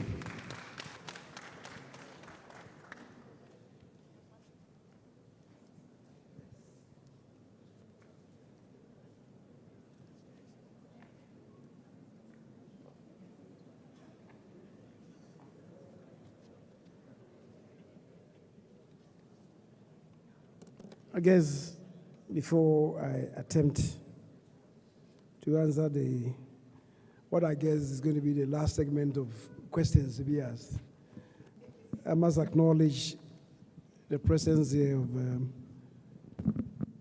Nana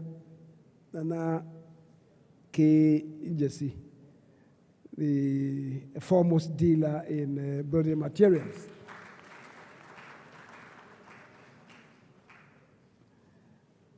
The question that was asked, I think I didn't get it. The one by, I think, the lecturer at the Faculty of Law, it related to Article 57(4). I was struggling to appreciate the import of the question. I didn't get it very well. But the one on the vote of censure of ministers, and we have a motion in Parliament on a vote of censure on the minister responsible for health. It's been on the order paper for quite a while. I have a difficulty with that. And even this morning, I was talking to the ranking member on health. I have a difficulty. A vote of censure is serious business. You want to indict somebody for what commission or mission that he might have involved himself or herself in, on account of which you think the person must be censured. So you come to Parliament and you relate to it, and then a committee will be established to go into it, right? Now, in respect of the Minister of Health, such a thing came up. His conduct was referred to a committee, The special committee went into it, and he wasn't found culpable. So Parliament then voted on the report from that committee and admitted that he wasn't culpable.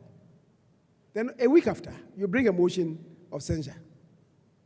What does it mean? I think that, if you ask me personally, I think that the Speaker shouldn't even have admitted that motion. Why? Because there's no basis. If you want to refer, if you perhaps say that the first committee did not have much time, and so let's refer this, or maybe there's been some additional evidence which did not go before the committee that went into the matter in the first place. So you want a second committee to be constituted, or perhaps the same committee to be activated again, and then you submit the new evidence to them to act on it or probe into it. That is something. But that is not the resort. You just come by a motion that the minister should be censured. On account of what? I think that certainly is not how parliaments operate. Other than that, if we allow that, then tomorrow I can also submit a motion to say that the speaker must be censured. On account of what? That's not how parliaments operate. So we must, the operation of parliament is structured. If you think that somebody has involved himself or herself in something, in some malfeasance, and you think the person must be brought to book, let's do what is right. Maybe refer the conduct to the relevant committee, for the committee to inquire into it. And out of it, if there should be a conclusion that the person should be censured, that person will be censured. I think that is the appropriate thing to do. The issue about checks and balances, by what are related to? There are difficulties in the Constitution about how to apply it effectively. Just today, before coming here, I was having some discussion with the Speaker. He went to some two places, I think buffer stock and school feeding. On account of that, this morning he said he was going to make a report to Parliament. And I said to him this morning that I have a difficulty. Because you see, committees of Parliament are charged by the imperatives of Article 103(3) to inquire into the administration and the activities of ministries, departments, and agencies. So if somebody has whispered anything in the ears of the Speaker, I expect the Speaker to refer the matter to the relevant committee to go into it. But if you have the Speaker himself visit those places to then come and communicate to Parliament, I have a difficulty. And so this morning I told him that I appreciate his concern, but I have a difficulty with his modus operandi. Because it's for Parliament to do that. And in our particular case, the Speaker is not even a member of Parliament. So how did he undertake that assignment? On whose behalf? On behalf of Parliament? I have a difficulty. But if you are told, maybe they referred it to the relevant committee to probe into it and report to Parliament, then we can take it from there. So it's the method, but the principle I appreciate. So these are matters that we should be looking at. So we don't, and I was telling you about the conduct of the Auditor General, who told us, you know, the Auditors General probe into activities and submit reports to us. We had an Auditor General who came to Parliament and told us that he doesn't believe in the closure of audits. We have done an audit 20 years ago, and he has some evidence against anybody. He will go back into the books. I was surprised. I was surprised. And so we should really be resorting to the imperatives of the Constitution. What does it say? What must be done? If we do that, there will be peace. And then everybody will be seen to be working. It is not for nothing that Parliament operates with these committees. Our own Parliament, I keep telling us, is not functioning effectively. When we talk about oversight, people are quick to refer to the Public Accounts Committee. And yet, what the Public Accounts Committee does is post-mortem exercise. You give money to a ministry, department, or agency. They begin spending. And immediately they begin spending, the committees of Parliament would then go after the ministries, departments, and agencies. We gave you X amount. You said you want to build maybe this year about 60 schools. How many have you done mid-year? We want to go on an inspection tour and report to Parliament. If for the committees to do that, the Committee on Roads to go visiting road construction, the committee is not made up of experts. So before going, as obtains in the established democracies, they will hire the services of experts to go ahead, do the inspection, raise the issues with them. So when they go, they'll raise the issues with the contractors. That is how parliaments operate. We are not doing what is required of us. And that's the difficulty. Our constitution provides, for instance, that the committees of Parliament shall have referred to them certain matters before they activate their services. I disagree. Fancy the situation where Parliament is on recess. There is a cholera outbreak. You want to tell me that the Committee on Health cannot investigate it and report to Parliament in full time, in the fullness of time? We'll have to wait until Parliament resumes for somebody to make a statement on cholera before the Speaker refers the matter to the committee. That's not how parliaments operate. So you see, it is the way we have inflicted some wounds on ourselves. That is not liberating our parliament to do what is required of us.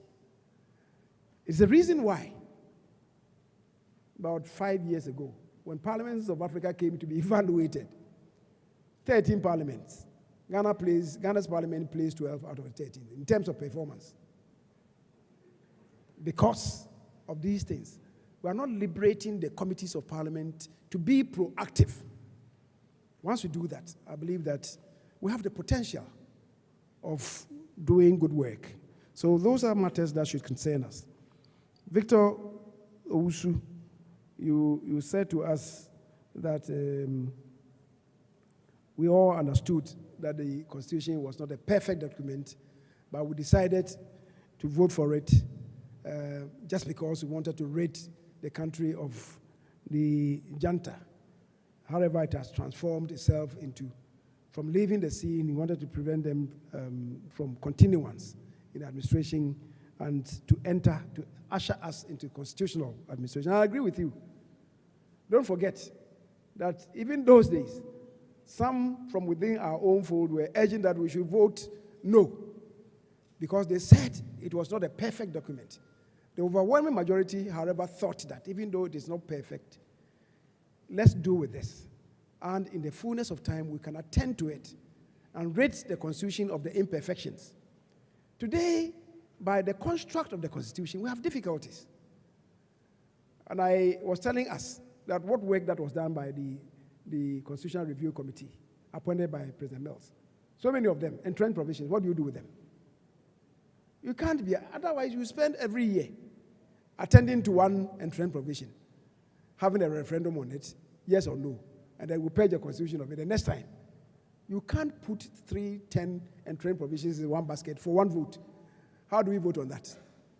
That is why we should have a holistic review. In such a situation, when we have had a holistic review, then out of it maybe will be born a new constitution. We will then submit it to one referendum. It will be on a new constitution. If you vote yes for it, it supersedes the old one, and it takes the place of the old one. And then we usher ourselves into a new dispensation. That is how, where constitutions operate, if we want to have a holistic review of the Constitution. That's the process. Other than that, we'll be bogged down by tinkering with the Constitution as it is now, I will not make much progress. Lady Ifua, you spoke about an impasse. I couldn't again get the drift of the question. If you can repeat it, and I can respond to it quickly before I sit down. You said there's an impasse.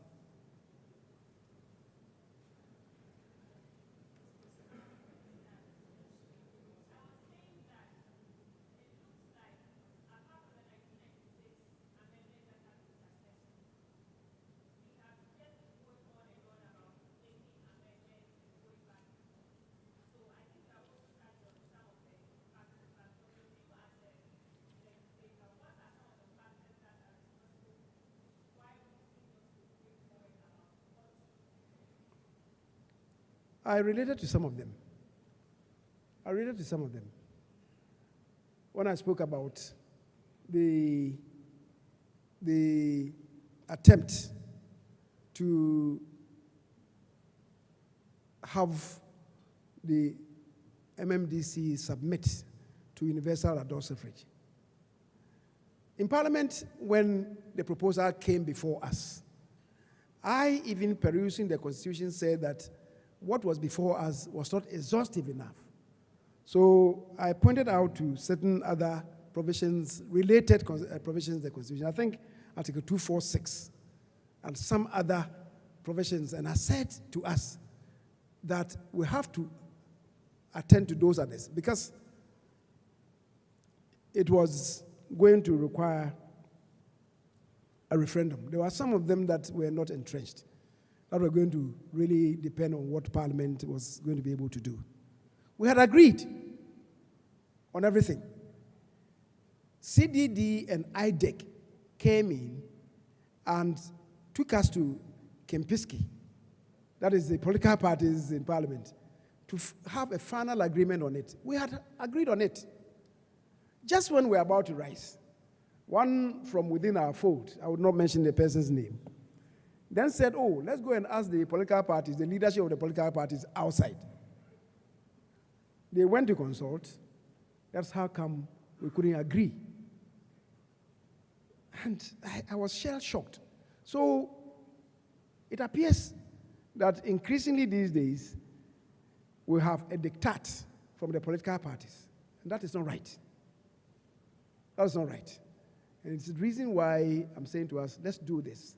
If we embark on this journey, no political party then will say that we don't like this. People will see that we don't want the progress of this country. So we'll come together, political parties representation from the academia, from the religious bodies, from bar association. I mean, the constituted segments of the Ghanaian society.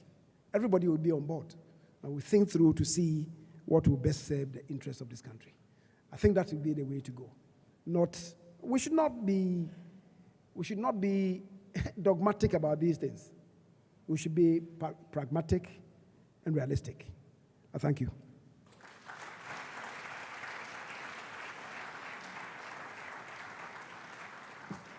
I shall please invite the chairman, Professor Ellis Osudabo, for his closing remarks and presentation of souvenir to the speaker.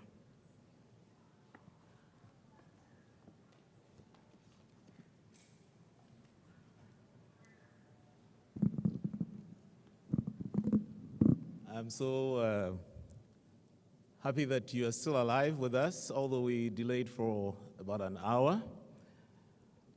Before I say anything, I would like us to give another round of applause to the excellent delivery by the majority leader and head of government business, also importantly member of parliament for the Swami constituency. He started off by giving us a little bit of introduction and ran us through the nostalgia of being in KNUST. And actually this afternoon he went to the University Hall to say hello to the folks. He went ahead to detail the different chapters of the Constitution and was to later take us through a series of various articles and challenge them through the various arguments that he took us through.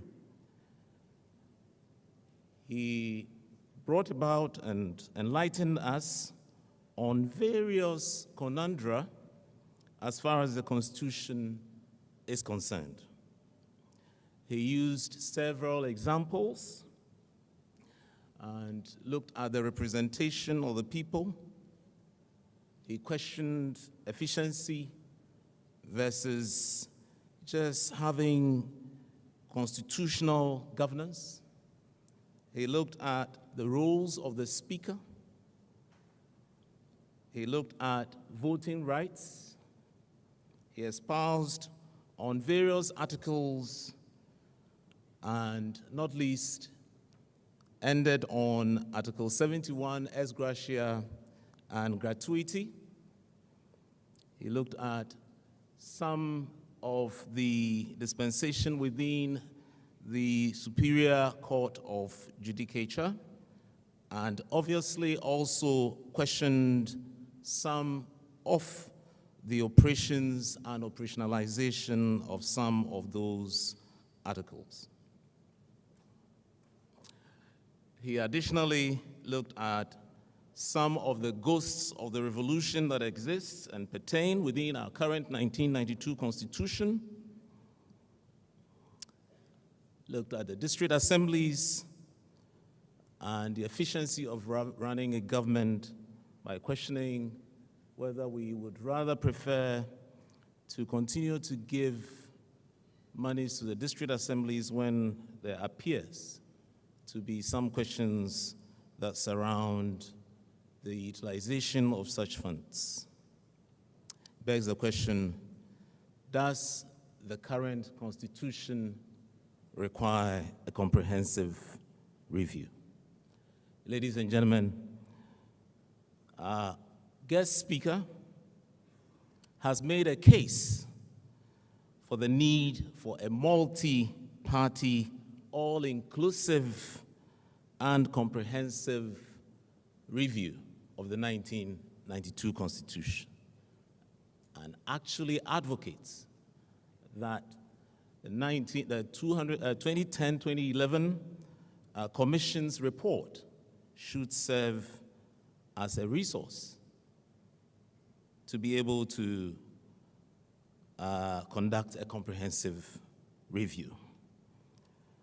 He concludes by saying that it's important that as a country we reflect on global trends, particularly questions the presidential governance versus the Westminster, and makes a case for future aspirations of Ghanaians.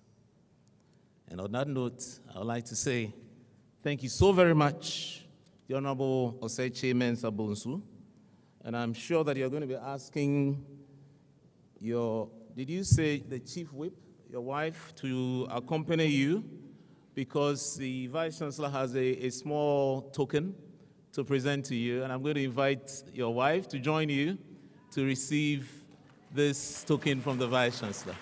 Mrs. Irene Kyei Mensah Bonsu.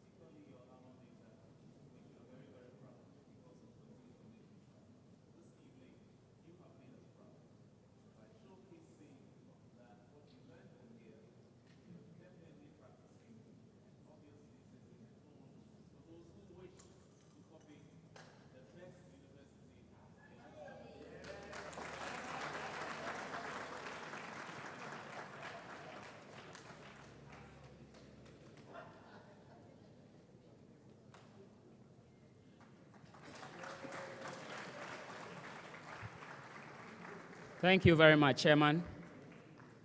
And And thank you, everyone. I would want to acknowledge the presence of Professor Thomas Kwesi-Tieku, Professor of Political Science, University of Western Ontario, Canada. Thank you for joining us. Shall we please acknowledge the following announcements? Students should please remain in the hall to be served. Convocation and all other dignitaries will go to the Great Hall foyer for refreshment immediately after the program. We'll have a photograph session as well. Shall we please rise as I invite the college chaplain for the closing prayer?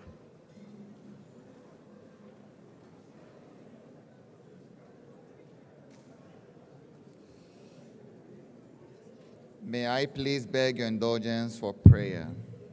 Our help is in the name of the Lord who made heaven and earth.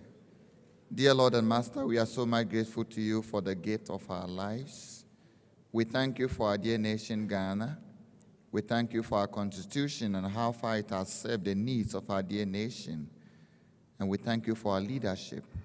We thank you in a very special way for our honorable speaker for this evening, who has enlightened us, giving us all the reasons why we need to amend or review our constitution. We pray that his words will continue to resonate in our minds even as we go national with it, pressing on for this review to be a reality for us. We thank you for our university.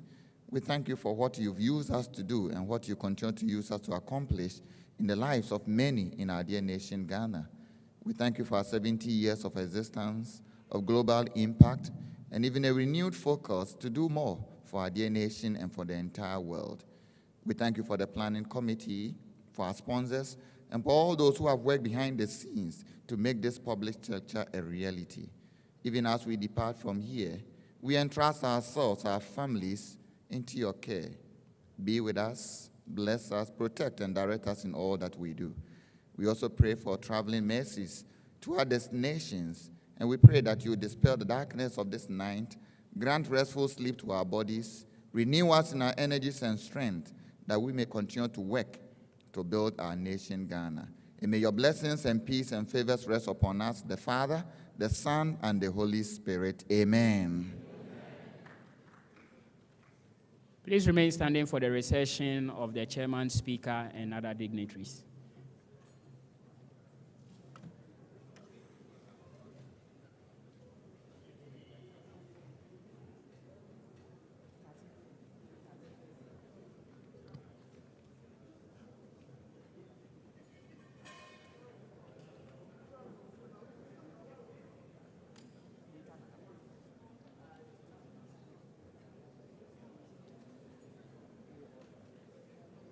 All right, so we'll take the photograph here.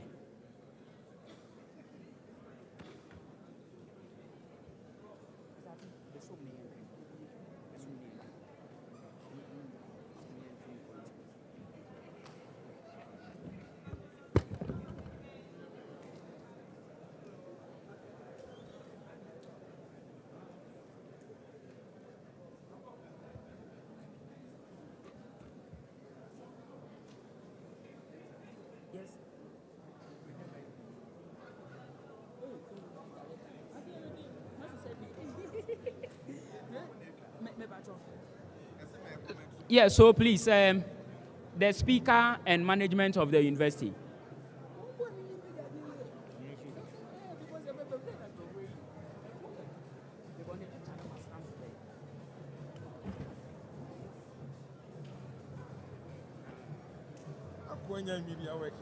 Oh, there were videos. Maybe I order photography. Yeah, order no more share. Our first Charlie, maybe.